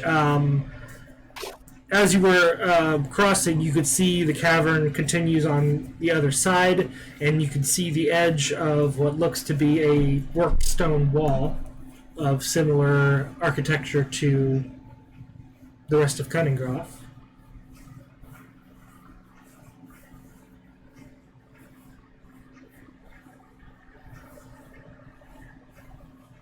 What do you guys think? Going back to just keep going down the path towards the stuff that looks like Cunningroth? Yes. Yeah. Yeah, I think that'd be a good idea. All right. Found. You continue down the path, and sure enough, as you get closer, you find there is, in fact, a worked stone wall that happens to intersect with this cavern. There is more cavern beyond, but doesn't seem to be very passable. It gradually gets more and more narrow. It seems the only way forward is through this wall. Trying to squeeze through. But there is no opening on this side. Nothing has broken it down. Oh. I don't care how big the room is. I cast Fireball. What? I said I don't care how big the room is. I cast Fireball. What would you like to do? Is there anything else around here? Roll a perception check.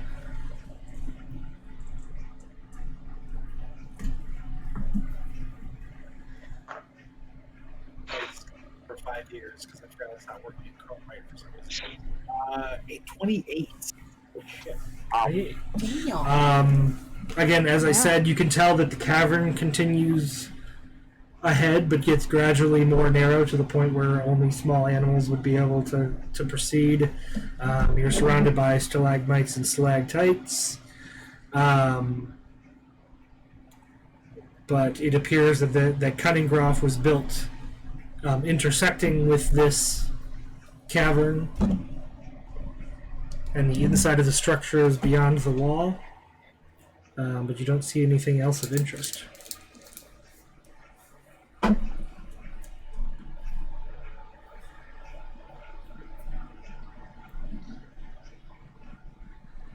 So it's just a wall.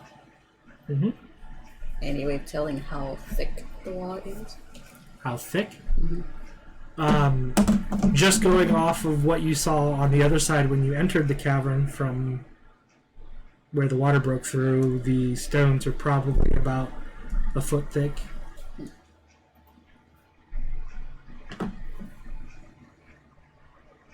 Yeah, maybe a little less than a foot. Like a cinder block, typical cinder block size stone.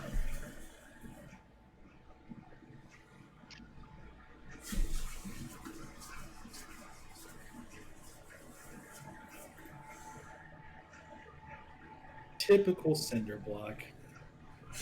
I mean, we have explosives. I mean, I have a powder keg, I guess. Kablooey. Kadam.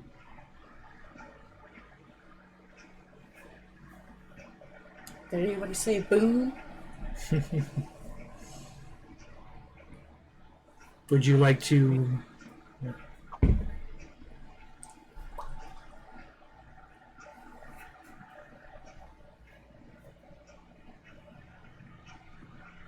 Okay, well, that won't help me at all.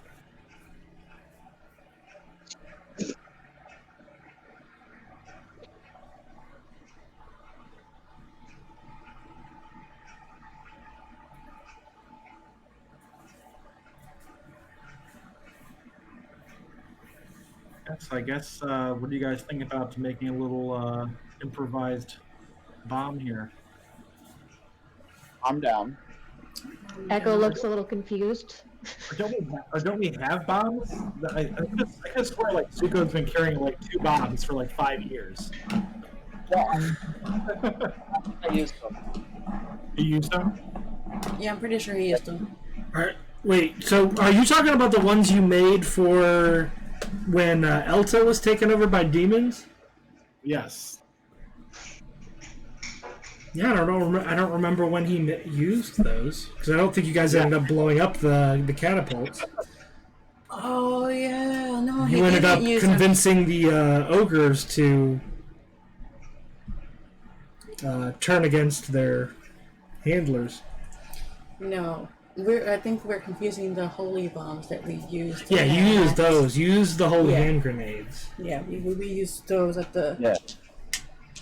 Yes, I think you still have at least 1 or 2 of those. I just don't see them in your inventory. So let me bust Echo one looks a open. little confused because she doesn't know what a bomb is. Big bagaboom. You stole my words before I committed it.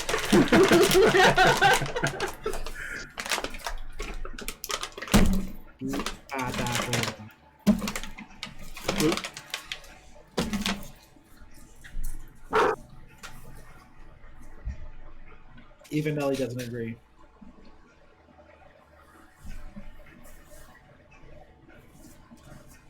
So yeah, what do you Haven't guys seen think? that movie in ages.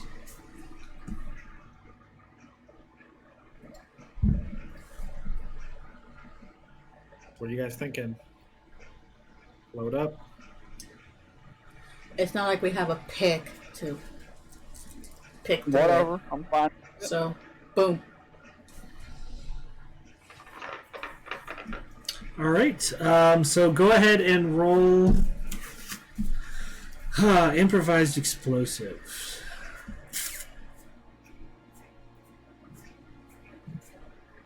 Massacre of Elta.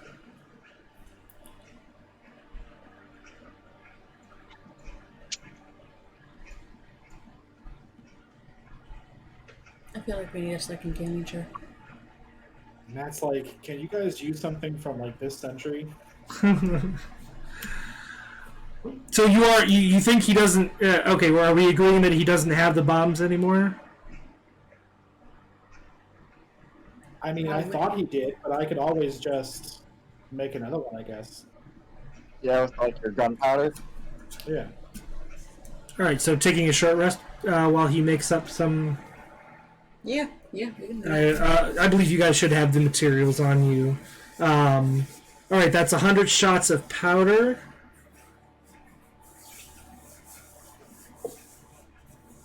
And I need you to make a Tinker's Tools check.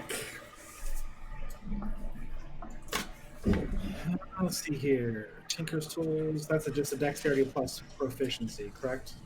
I think it was. Yep. So plus 10 to a d20. Which I really needed, probably 16 total. Roll 6 on the dice. Good. You successfully make one of your small bombs.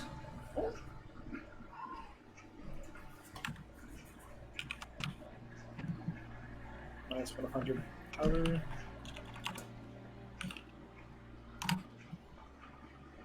Do you guys think just one small one will be enough? I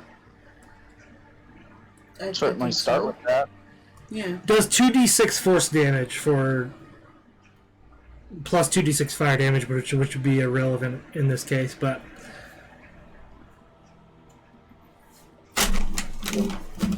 I mean, don't ask me. I'm not even really sure what we're making right now. Beak bada boom.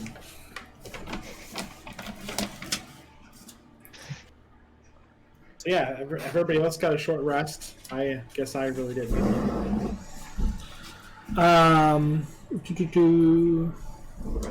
So if we got a short rest, does Wilfred get his hit point back? What is his hit dice is the question. I me a had second. it up. Let me bring it up. I got it. I'm not sure if I listed on his sheet what his hit dice would be. Oh, I don't think you did. Nope. His hit points are 3d8 plus 2, so I'm guessing hit dice would be 8. 8. Yep. So So you can roll up. Well, you should only need to roll 1, and that'll be his healing for roll what? a D8.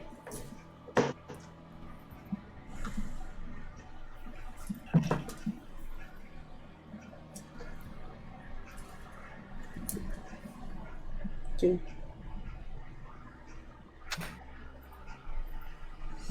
All right, so Malcolm, you make your explosive. Manage to knock a chunk out of the stone, finding a natural cavity within the stonework to stick your explosive device. It is not raining, so you don't have any. You don't have to do any skill check to light the fuse. You light it up and get some distance from it. Go ahead and roll 2d6.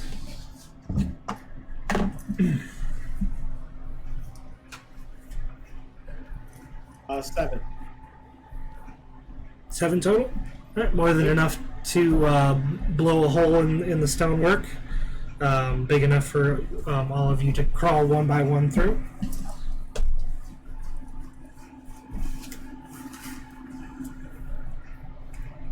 I Or was just like, what the fuck? big enough for Zuko to throw the magic grappling hook through. Then we all teleport through. I don't That's an think it option. teleports. What's that? I don't think that teleports.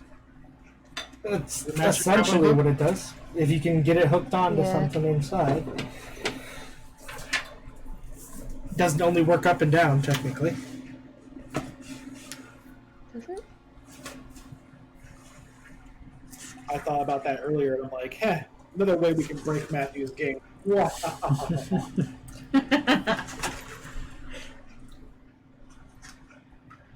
We keep breaking his game. He's not going to give us any magical items next time.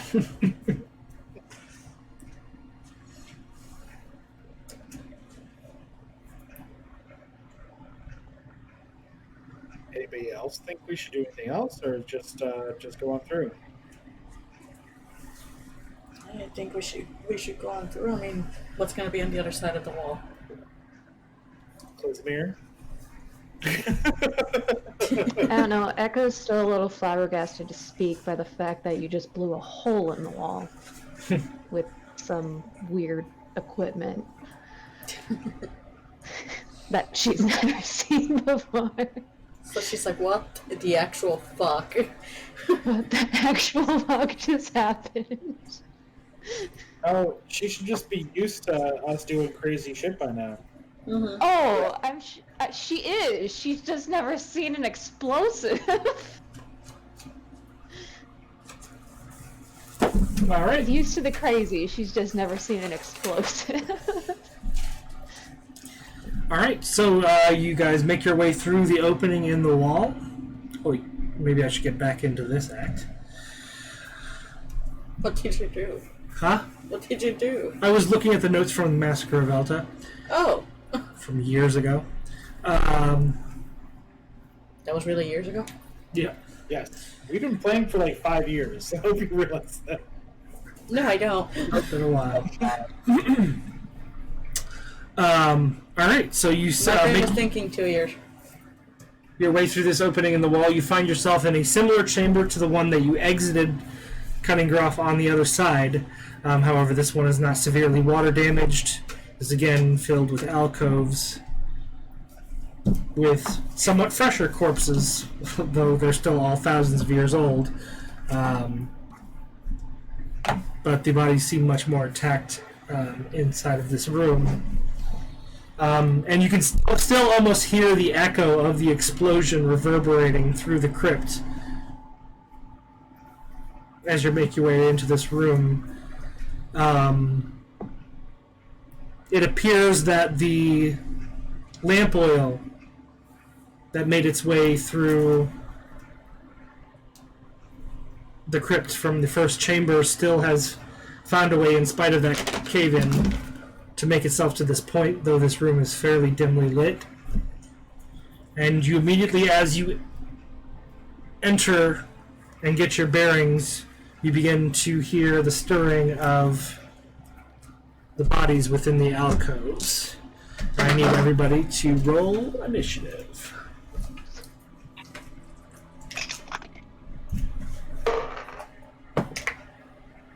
Okay. 13. 23. 17. 25. I'm dead last. Sorry, what was your number? 17. Yeah, Why can't I you am. hear me again?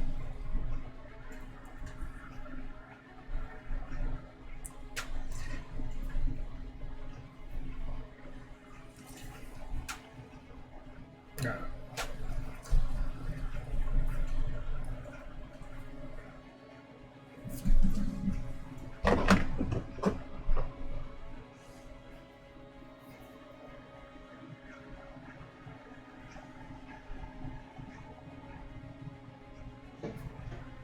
Oh, there we go.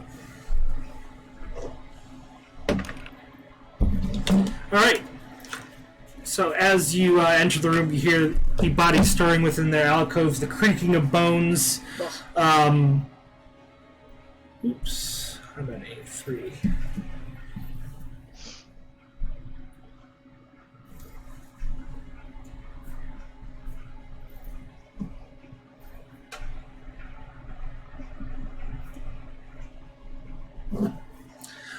Three bodies make their way out of these alcoves and rise into the chamber with you. Very large. Most of the flesh and the organs have rotted away. These are essentially just giant skeletons with ancient rusted weapons. Tinnitus. Oh, that stat block is all messed up. Let's get there.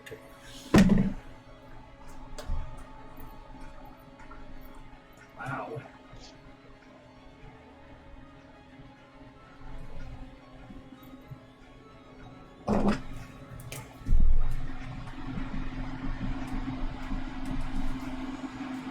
All right, so top of the first round, Malcolm.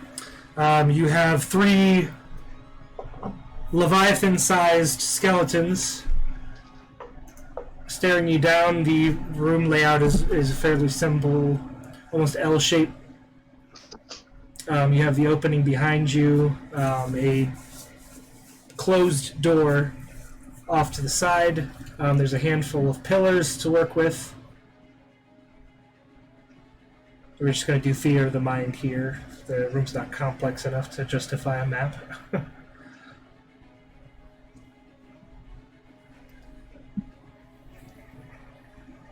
This never came up before. I wondered about this.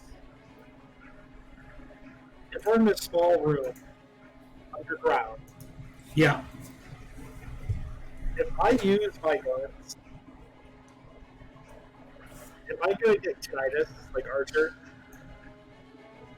Over time, most likely, yes. You all are probably going to have some hearing damage, but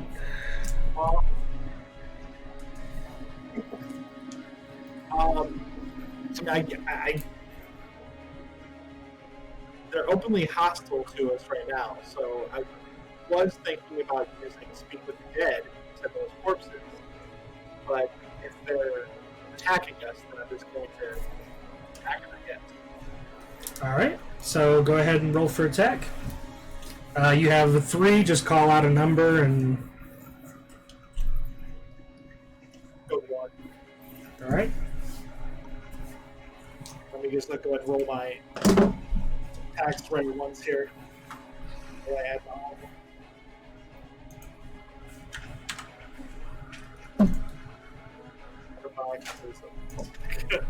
Plus 12 to hit. Let me see here. What I roll. Lowest one was a 17. Which is exactly what you need to hit. So I hit with all 3 of them. Alright, so as the creatures crawl out of their...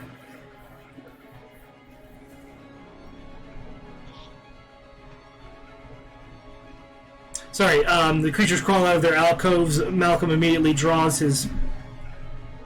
You're still using... I pulled out my pepper boxes. Pepper boxes, yep. And fires off 3 shots at the closest one. My damage.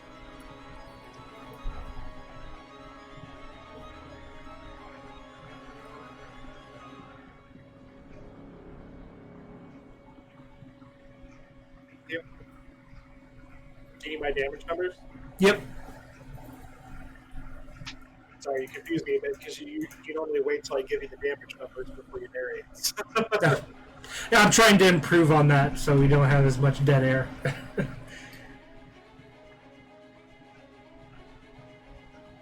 So you just want the total damage? Yep. Is 36.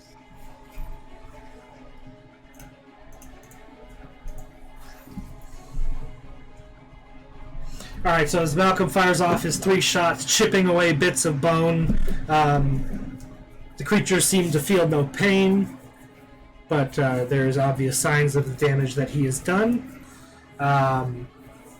Anything else with your turn, or moving on? That'll be it. Alright, Echo, your turn. What would you like to do? I would like to use my short bow. Okay. And what would you like to fire at? Trying to think. Wait, which ones? Wait, where were they all at again? They've come out of several, kind of sort of semicircle around your group. How to describe this to you? Like, it's a somewhat L-shaped room. You've come in from a side wall. Almost straight to your left would be the door that you assume leads into the rest of the crypt. They are in the other side of the L, further down from you. Okay.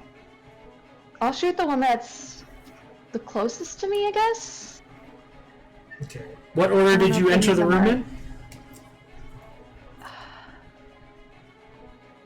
Wait, what? Malcolm, I assume, would go first since he created the hole. Yeah. Were you last in, or what do you think? I think I was probably after Malcolm. Okay, so we'll call it 2 then. Alright, go ahead. Let's look at it this way. Because of how small the hole is, and because how our initiative was rolled as soon as we entered the room, just initiative order is how we came in. That makes sense. Yep. Alright, so go ahead and roll for attack. Okay.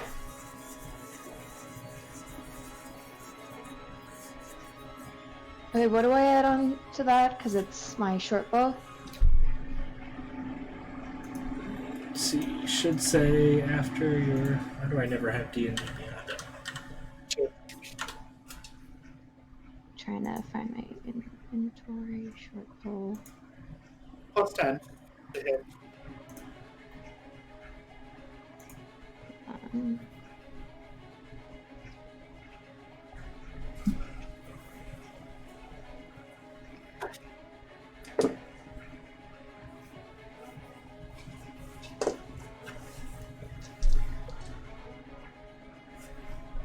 Trying to figure this out.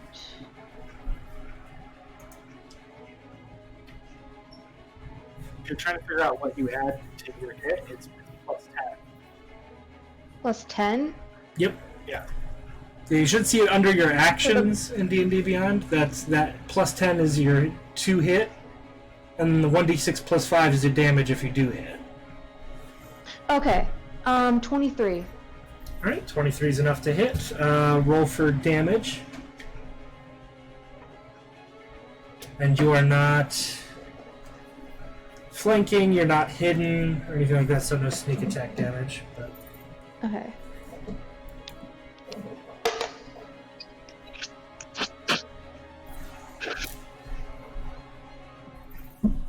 11.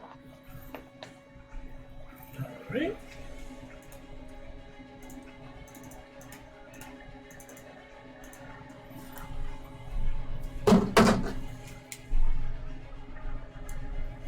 Alright, so Echo, realizing that the party is under attack, pulls out her short bow and fires one at the second giant skeleton, striking it in the head, which of course there's no brains to destroy, so it is not as critical as it would be on a living thing, but it has a large arrow sticking out of its eye socket now.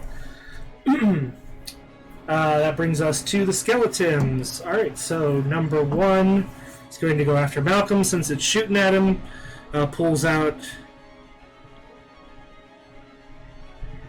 an axe, very old rusted axe.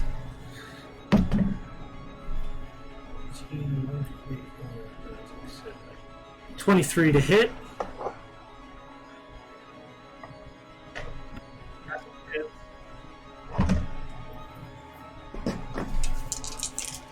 Oop.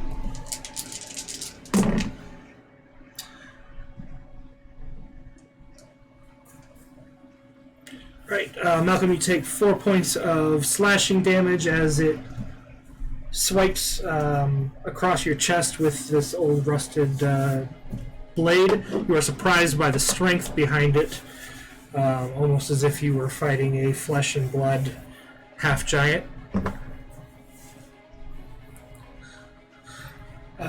Second one's going after Echo, charges forward with surprising speed, takes a... Oh wait, I'm sorry, we're not done with the one going after Malcolm. I forgot about the multi-attack.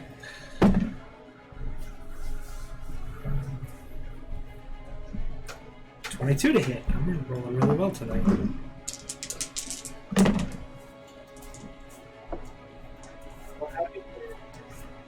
Alright, so the creature continues to lunge at you, taking another swing, and manages to make contact.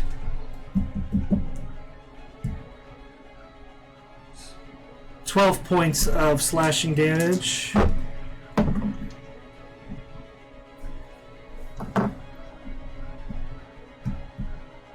$23 points. Jesus Christ. I'm going to put that dice aside for a little bit.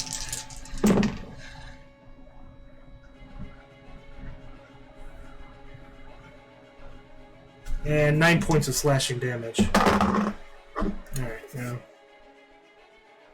Next one attacking Echo.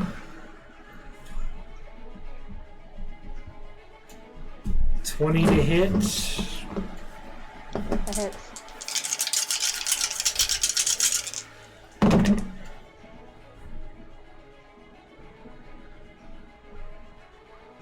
$10 points of slashing damage. I'm using a different dice. Something seems off about that.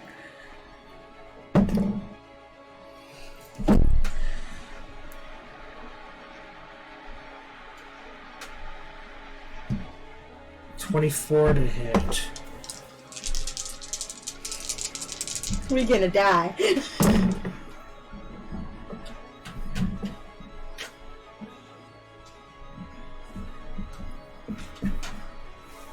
$12 points of slashing damage. That was 3, right? Yes. Huh? Yes. Okay, just making sure. Alright, and the last one.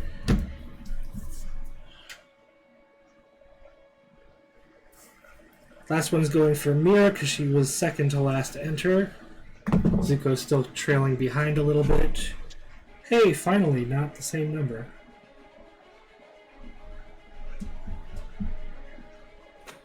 $11 to hit. Nope. That's a miss.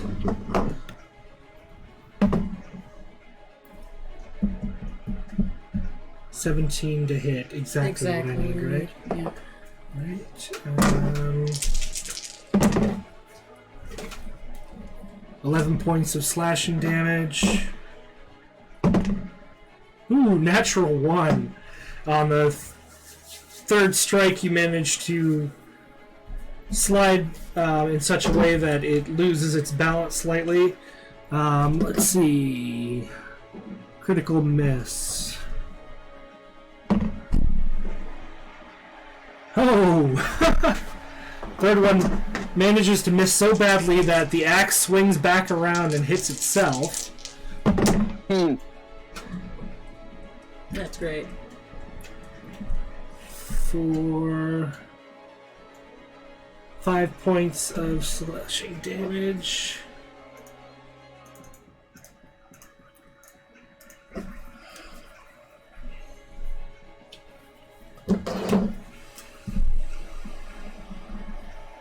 Alright, that brings us to Mira / Wolfric's turn. By the way, I looked it up. He does act on your initiative instead of independently. But you can use one of your attacks as his attack if you so choose. I only get 2 attacks though, right? Correct? Yeah. Otherwise, he will just, by default, he will dodge.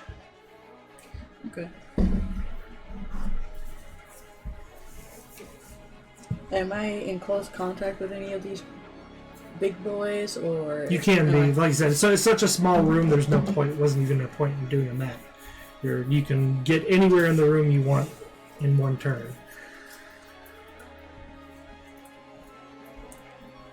Because I can't remember how to use my spell slots since you... You have hit dice. Sorry, we just created a new system for this. Mm-hmm. So...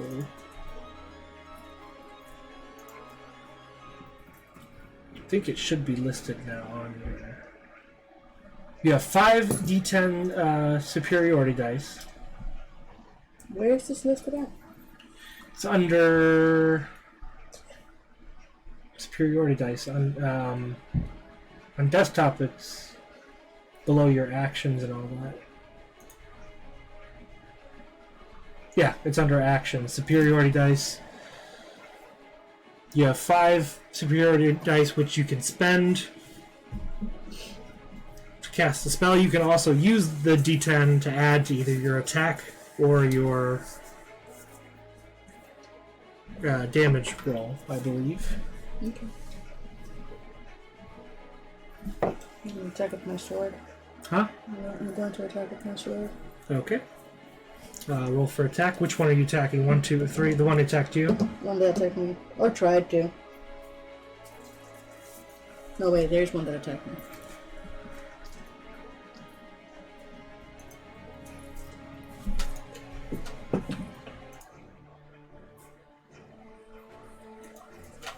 Just realized I was repeating the same song over and over again.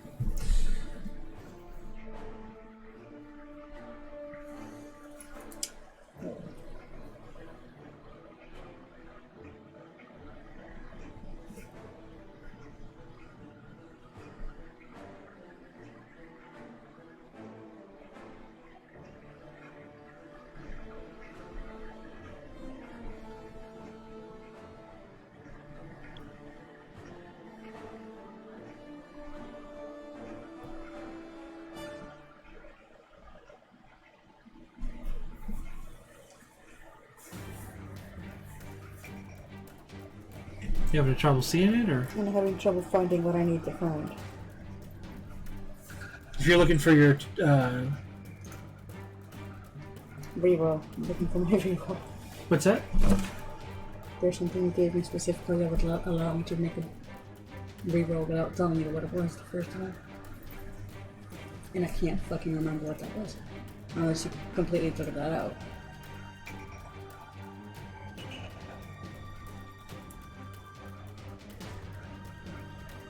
Oh, you mean yes? You can add that d10 to Okay. your Okay. d20 roll Okay. if you feel like yours was too low. Yes, it is. You can do that when you know what you rolled, but before I tell you if it hit. So Okay.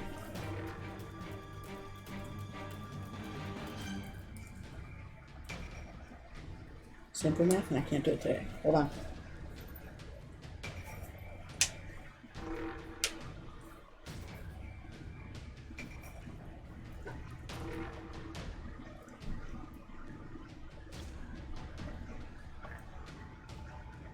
$25. 25 hits. All right, roll for damage.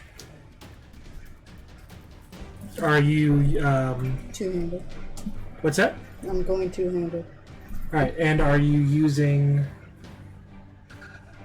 Double check the sword, I forget how the rules change with this one. Oh, that's right, it automatically does also 1d10. On top of your 1d8 plus 6, it also does 1d10 radiant damage, so...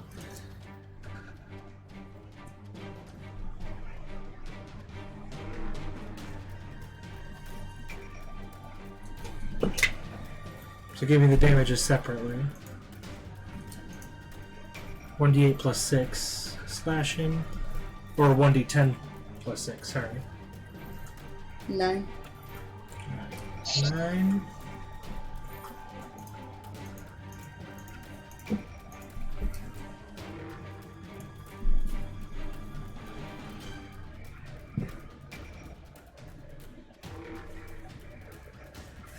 How much radiant damage? Huh? How much radiant damage? Well, what did I get for that? You don't, you'd roll 1d10 radiant damage because your sword does both now. You don't have to use a charge for it anymore. So, whatever I roll on the d10 is the radiant damage? Yeah. 2. Plus 6. Oh wait, no, sorry. The plus 6 shouldn't be added 3. So No, 2, and then because it's vulnerable, you also get a full 10. So 12 points of radiant.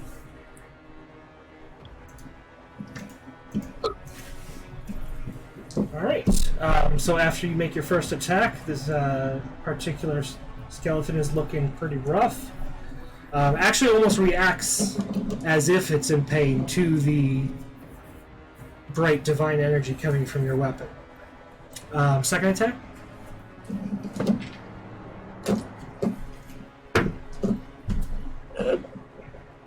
Health on that one, sir.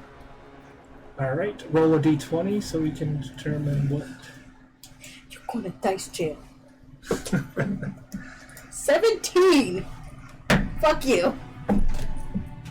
You're grounded. You are embarrassed by missing the second strike. No effect. Alright. Any movement while you are on your turn? So. Okay. That brings us to Zuko. What would you like to do? I'll shoot whatever one's closest to me with my light bow. Alright. Roll for attack.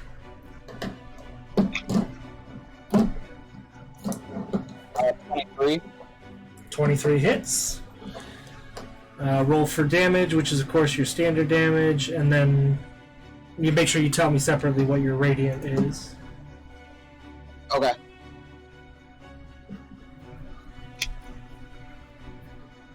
I'll be right back. Gotta go.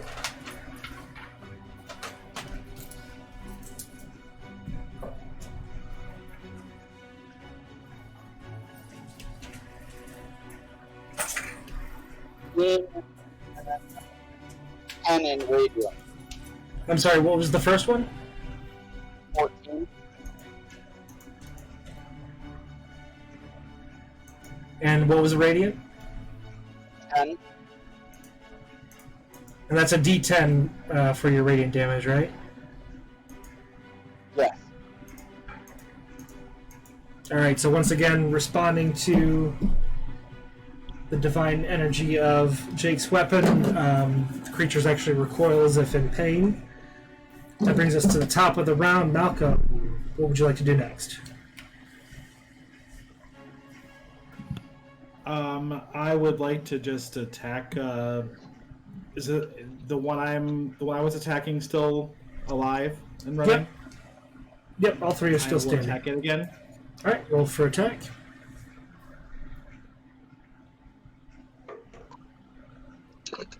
The worst one's a 14, so 2 hits. So 22 with 28. Sorry, what was the total? A 22 and a 28 hit. The other one's a 14 and hit with that. Alright, roll damage for the two attacks.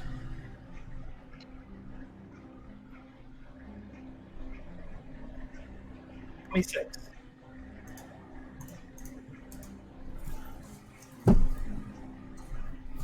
Alright, this one is in rough shape. Anything you want to do with your movement? Not really. Alright.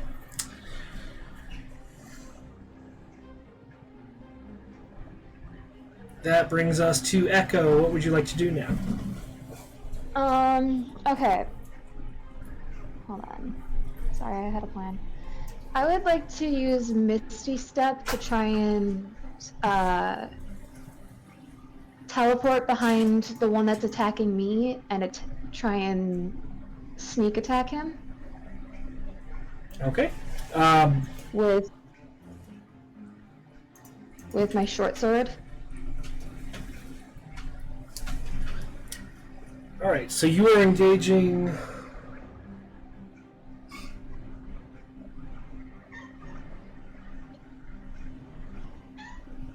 There's no one else engaging the one you were fighting, but if you were to engage the one that Zuko and Mira went over, you would have flanking position.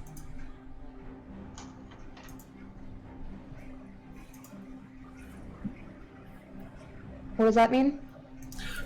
You were fighting number 2. Nobody else is fighting Yeah. 2, so the only way to get a sneak attack would be to go after one that's engaged with somebody else. So Okay, I'll go either after one... the one that's fighting Mira.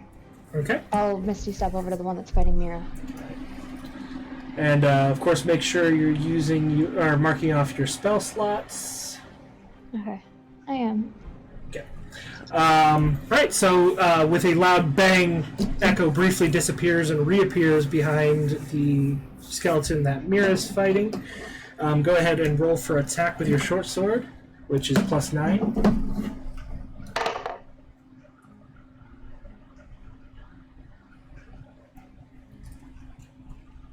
23. 23 hits. Alright, so roll your short sword damage as well as 7d6 for sneak attack. Okay. So, none. That's 10 plus...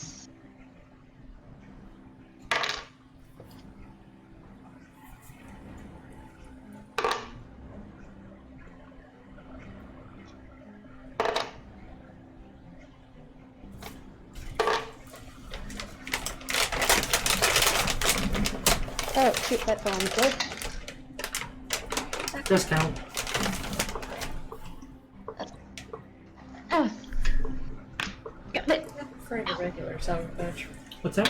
For the regular Sour Patch. Me too. I couldn't find it. Who's taking my Sour Patch Kids? Loki?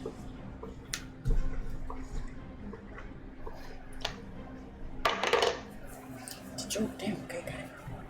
Okay, so 1, 2.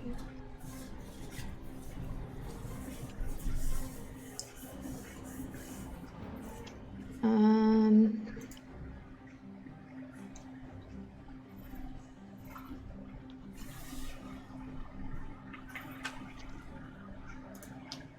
39. Nice. Alright, so as Echo reappears behind the skeleton, in the time it should take to make one stab, she's like Navy SEAL jabbing into this creature with her sword. And by the time she's done with it, the bones around the ribcage of this creature shatter and it crumbles in on itself. And the first one is down. Alright, that is Echo's turn. Number 2 sees its comrade go down and is going to use its first attack on Echo. I just thought of something when you were saying that I saw its buddy die, and I was just like, oh my god, they killed Kenny! 13 to hit, that's a miss. Second attack is going against Mira. Oh fuck. Holy shit. Oh no. No. It's a natural 20. Critical. Critical. Fuck you. So that is Loki, are you fucking with the dice today? I swear. He's gotta be fucking with the dice today. 12, That's why I have all my d20s out. 18. I only have like plus- 5. 2 of them are in dice jail right now.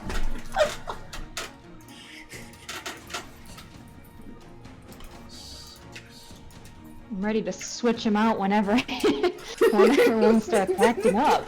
29 points of slashing damage. Balls. It knocks the wind out of you as it nails center mass with its I axe. can't breathe right now. And third attack is going back at Echo. 22 to hit. It is. Oh my god. Loki, stop! 11 points of slashing damage.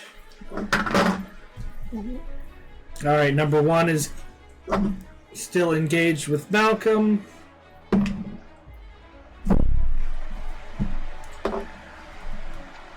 I feel like all my freaking dice are loaded today. Jesus Christ. The god of You're gonna kill us! That's why I'm switching dice repeatedly. I get suspicious anytime a dice rolls the same number 3 times in a row. We fucked. We screwed, guys. We ain't making it out of here. It's supposed to be a minor setback, not us. a... 15 to hit, which is a miss. Second attack, Don't paw at me. Hi, Luna. 24 to hit. Hi,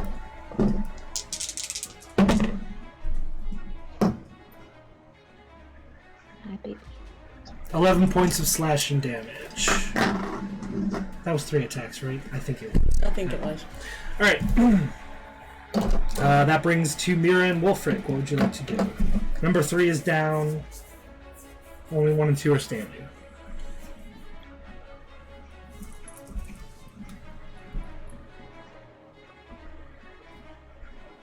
I'm gonna attack 2 with my sword again. Alright. Oof. Yeah. Oh, that was, oof.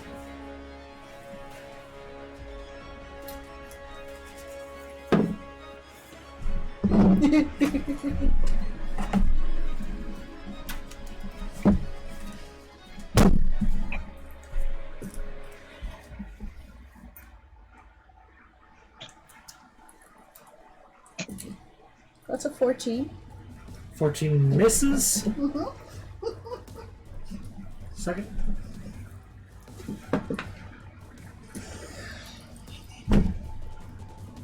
I hate you.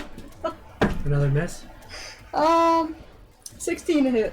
Just short. Alright, Mira takes 2 wild swings and manages to dodge out of the way. Zuko, your turn. 1 or 2. Alright. 2. Alright, roll for attack. 15. 15. Yeah. That's a miss, so first arrow flies wild. Actually, hold on a second here. Oh wait, no, you're champion of light, not life. Alright, never mind. No, I'm the champion of You're life. champion of life. Mm-hmm.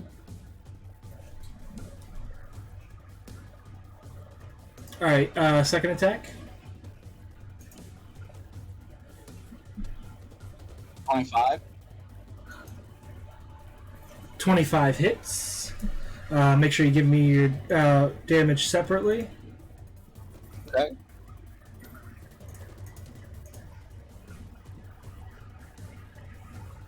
13. 13 standard piercing damage and radiant. 8. Minus 8 and minus 10 because it is vulnerable to radiant damage.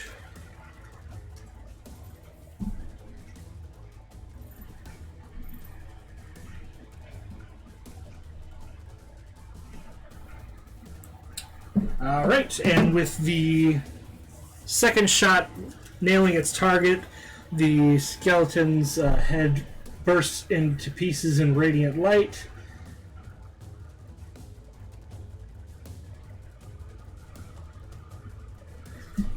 Hold on, I'm trying to check something in my...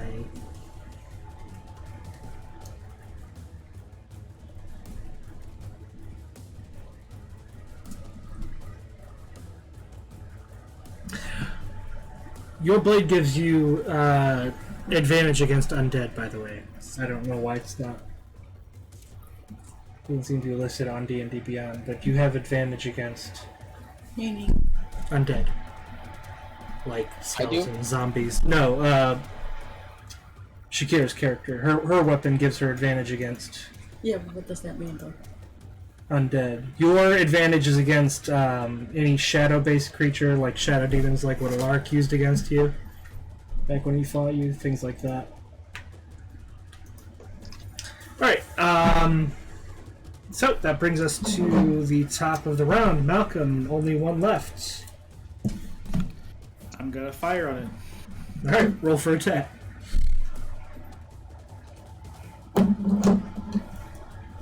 26, 15, and 28. Alright, all but one hit. Roll for damage.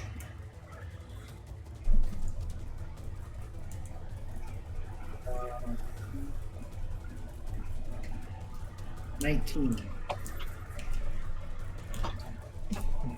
See, that's the total. That is the total.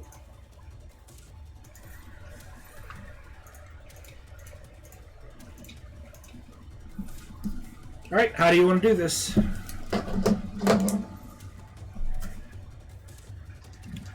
I want to shoot it right dead in the spine and watch it just crumble down to dust.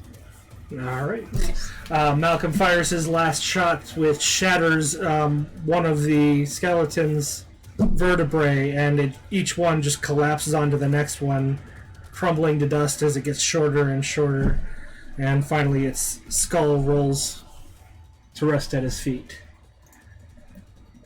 So, how big is the skull, though? Like, I'm wondering, like, you said these were Leviathan, correct? Yeah, they're half giants, so I'm imagining like maybe 2-3 times the size of a human skull. And of course, these are early Leviathans too, like early up the evolutionary chain, so they were even bigger than a modern Leviathan. Wow. So, they would be bigger than Grog. Yeah.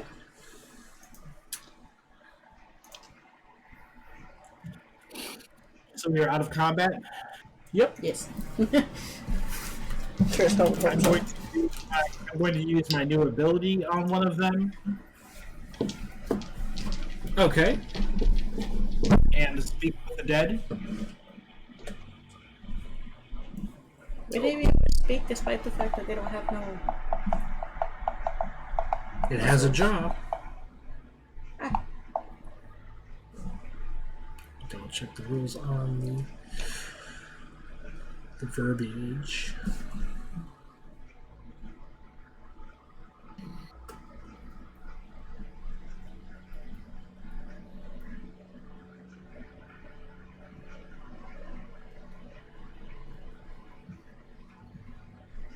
All right, so Malcolm picks up the skull, lights some incense,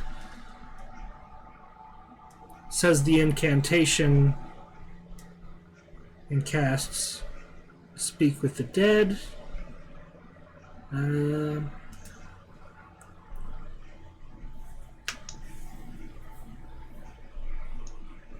does it not have more detail than that? What the heck?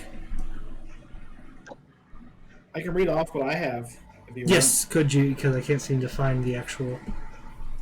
Yeah, it's been troubles with D&D Beyond today. I can ask until the spell ends, I can ask the corpse up to 5 questions. The corpse only knows what it knew in life, including the languages it knew. Answers are usually brief, cryptic, or repetitive, and the corpse is under no compulsion to offer a truthful answer if you are hostile to it, or if it recognizes you as an enemy. The spell does not return the creature's soul to the body, only its animating spirits. So, it cannot learn new information, doesn't comprehend anything since it happened since it's died, and it can't speculate about future events. All right. So you hear a raspy sound that almost seems like breath returning to the skull, and though there's no skin or muscle to show any expression, the jaw hangs slightly open and moves, verifying that you have returned a semblance of life to the creature. What would you like to do? I would like to ask it if Klizmir is in the next room, next chamber.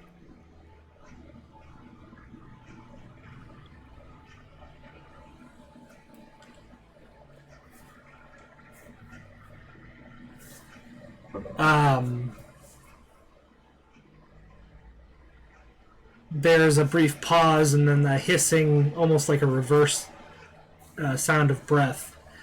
And it says, "Who is Klizmir?" The champion of death.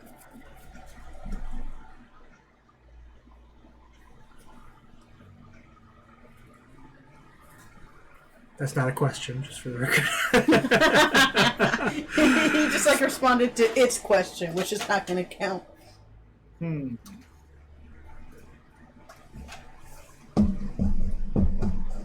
He is my great grandfather. That was the champion of death. Did you die before him? I do not know the name. So How long have you- perhaps... How long have you been dead? Let's see... 7,000 years.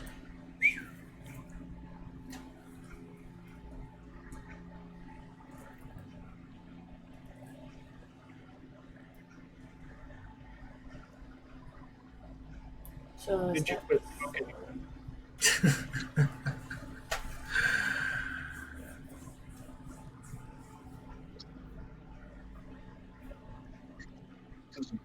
Yeah, I think you have 2 questions left.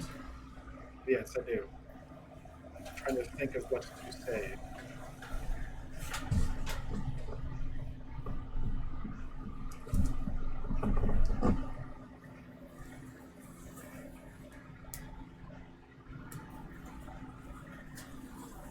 You guys have any thoughts? well, if he doesn't recognize who Klizmir is, he must have died before, so...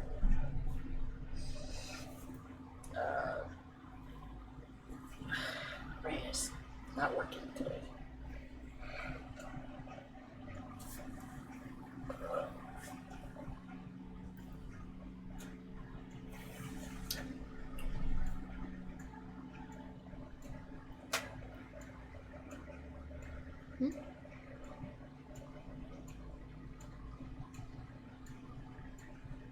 I can't think of anything to ask. Yeah. So I you thought release... for a moment, so I guess I'll release it. Alright, so release a spell early. You hear the breath go back out of the skull, the jaw falls off.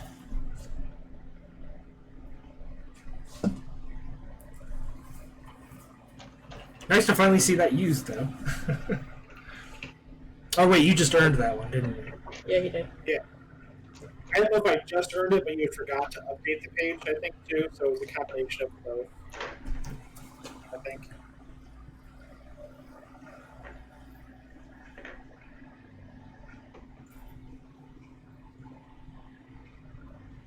Alright. The room is empty and silent. What would you like to do next? It's a safe place to take a short rest. You just took a short rest before you came into the room. Some of us are banged up a little bit, though. Like, I mean, you can stop for a second, but not to the extent of using hit dice or anything like that if you wanted to drink potions, things like that, but... Well, yeah, I'm at like 48 out of 81 hit points. Jeez. Could I heal her, or is that something? You have healing spells. I do have healing spells. I have a potion of health. I'm not trusting your potion of health. Nice try. No. Good try. I'm not trusting that. She wasn't born yesterday. It's like playing. That's like playing roulette or Russian roulette.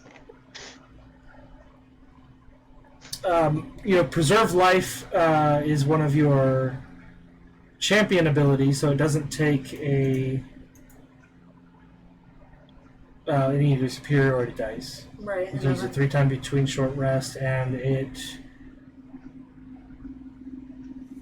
restores a number of hit points equal to 5 times your level. You are level 13, so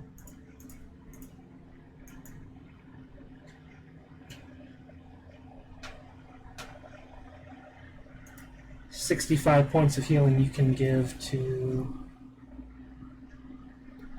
either all to her, or you can spread them out among the people who are injured. Who else was injured?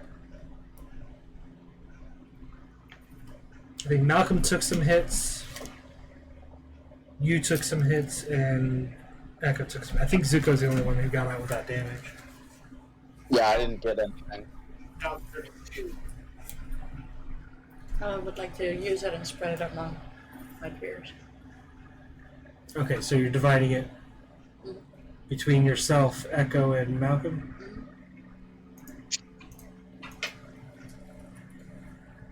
So that means each of you would get 21 points of healing. Okay.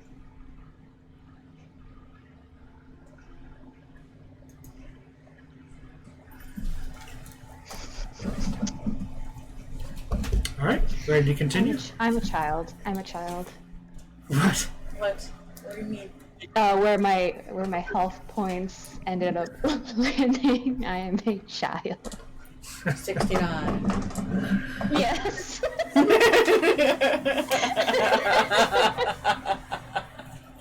You're not a child because we I am a fucking child for laughing at that. No, it's fine. I do it all the time. Alright, so do you continue out of the room? Yeah, I guess. Entering the main corridor, you find yourself on the opposite side of the cave-in that you ran into earlier. You were able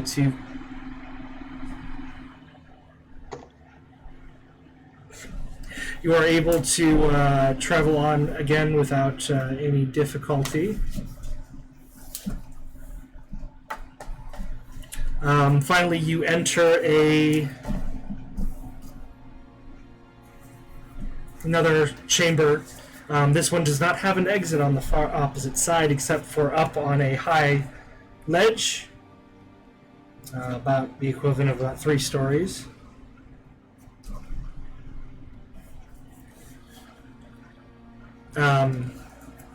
There is the evidence that there used to be a staircase, a double staircase that led up to this balcony of sorts, but it has been completely destroyed. The room is well lit. You notice runes at about head level lining the walls, and there is a large statue of some Leviathan. You're not sure if it is supposed to be Klizmir or some other famous descent or ancestor of his, that is sitting right below the balcony, and its head is at about the same level as it. What would you like to do?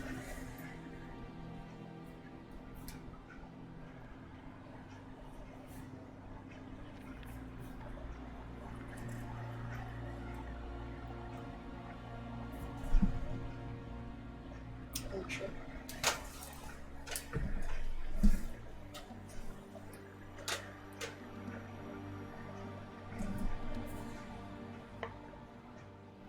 You said that the stairs were collapsed?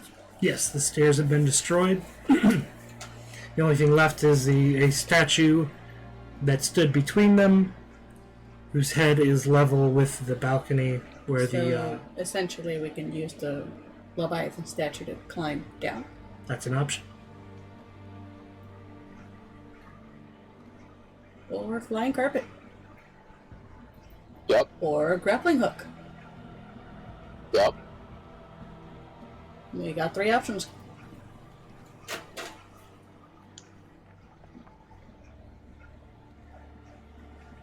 All right. So what option do you want to go with? Fit on a flying carpet. The 4 of you can fit on the flying carpet. Wolfric takes up the space of another person at bare minimum. Well, I mean, Mira can teleport him down. Right. So, Excuse me. should we go? I mean, that's up to the group. Right. What option do you guys want to go with? I'm cool with flying carpet.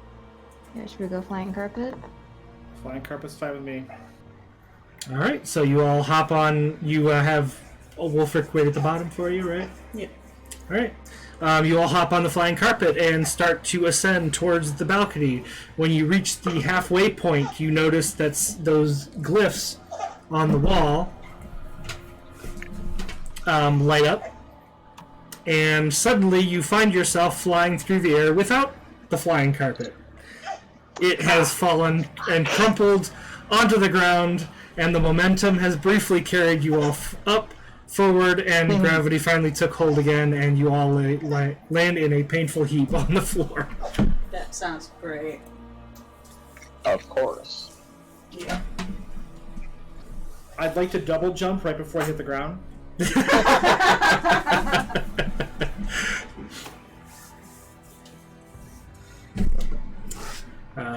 Let's see, that's about 20 So if feet. those are glyphs against magic, I'm gonna guess the grappling hook isn't work either. Right. So we should probably try and climb the statue, is my best guess. So it depends if it's an anti-magic shield or Is it anti-magic or just anti-carpet? or if it's anti-flying.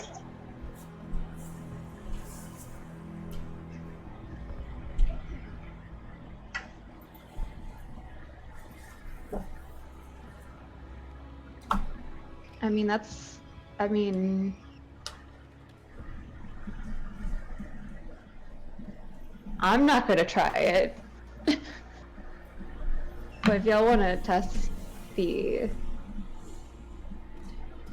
If y'all wanna test the, grappling hook, if someone wants to test the grappling hook. Probably won't work if the carpet didn't work. Right. I'll still try it Okay.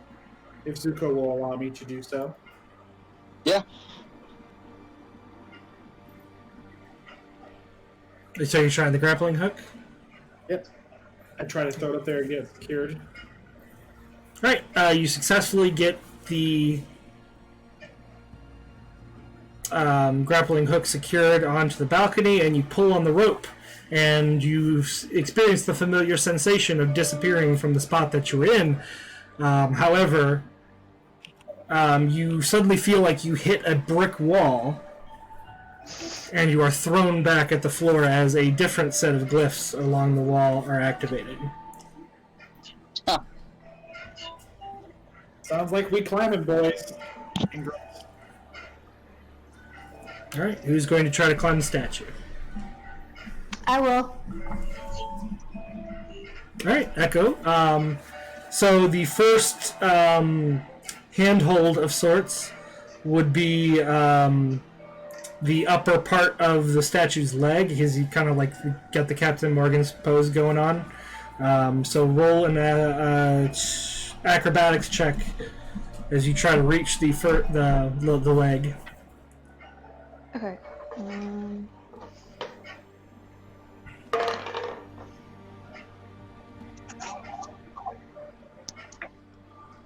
Tweet the leg, Johnny. 22. Okay, you successfully managed to launch yourself up onto the leg, get yourself secured. You easily step from that point onto the statue's belt buckle and climb the armored chest of the statue. The next good handhold is going to require a leap from there to the upper part of the arm. Okay. So another acrobatics check. 18. Alright, you successfully launch yourself from the chest to the upper part of the arm, but as you try to get yourself on top of it, after you've gotten a grip on it, the shoulder pivots, and you briefly lose grip and fall on to the now level lower part of the arm. You are still on the statue, just not where you wanted it to be. And at this point you hear once again the voice speaking in Sylvan. And this time it sounds a little less sympathetic, a little less understanding. And it says, when you're this desperate to rob graves, one should make sure that it doesn't become your own. You had been I yelled warned. that down to the group. I'm sorry.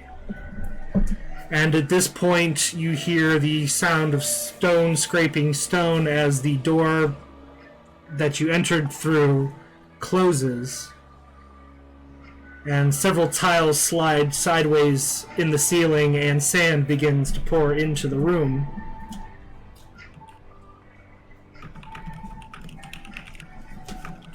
Rapidly filling up the base level of the room and covering your feet, those of you who are still on the ground. And that is where we're going to end our session. Another trap! I did not expect it. It got late fast.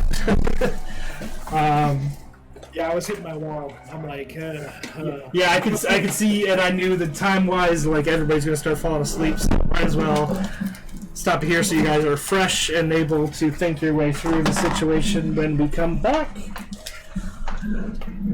So that is it for us this week. We should be back 2 Fridays from now, on the 26th, and it may be our first in several years, at least since we've started this stream, of having 3 out of 4 members of the party in person, and the first time using a physical homemade map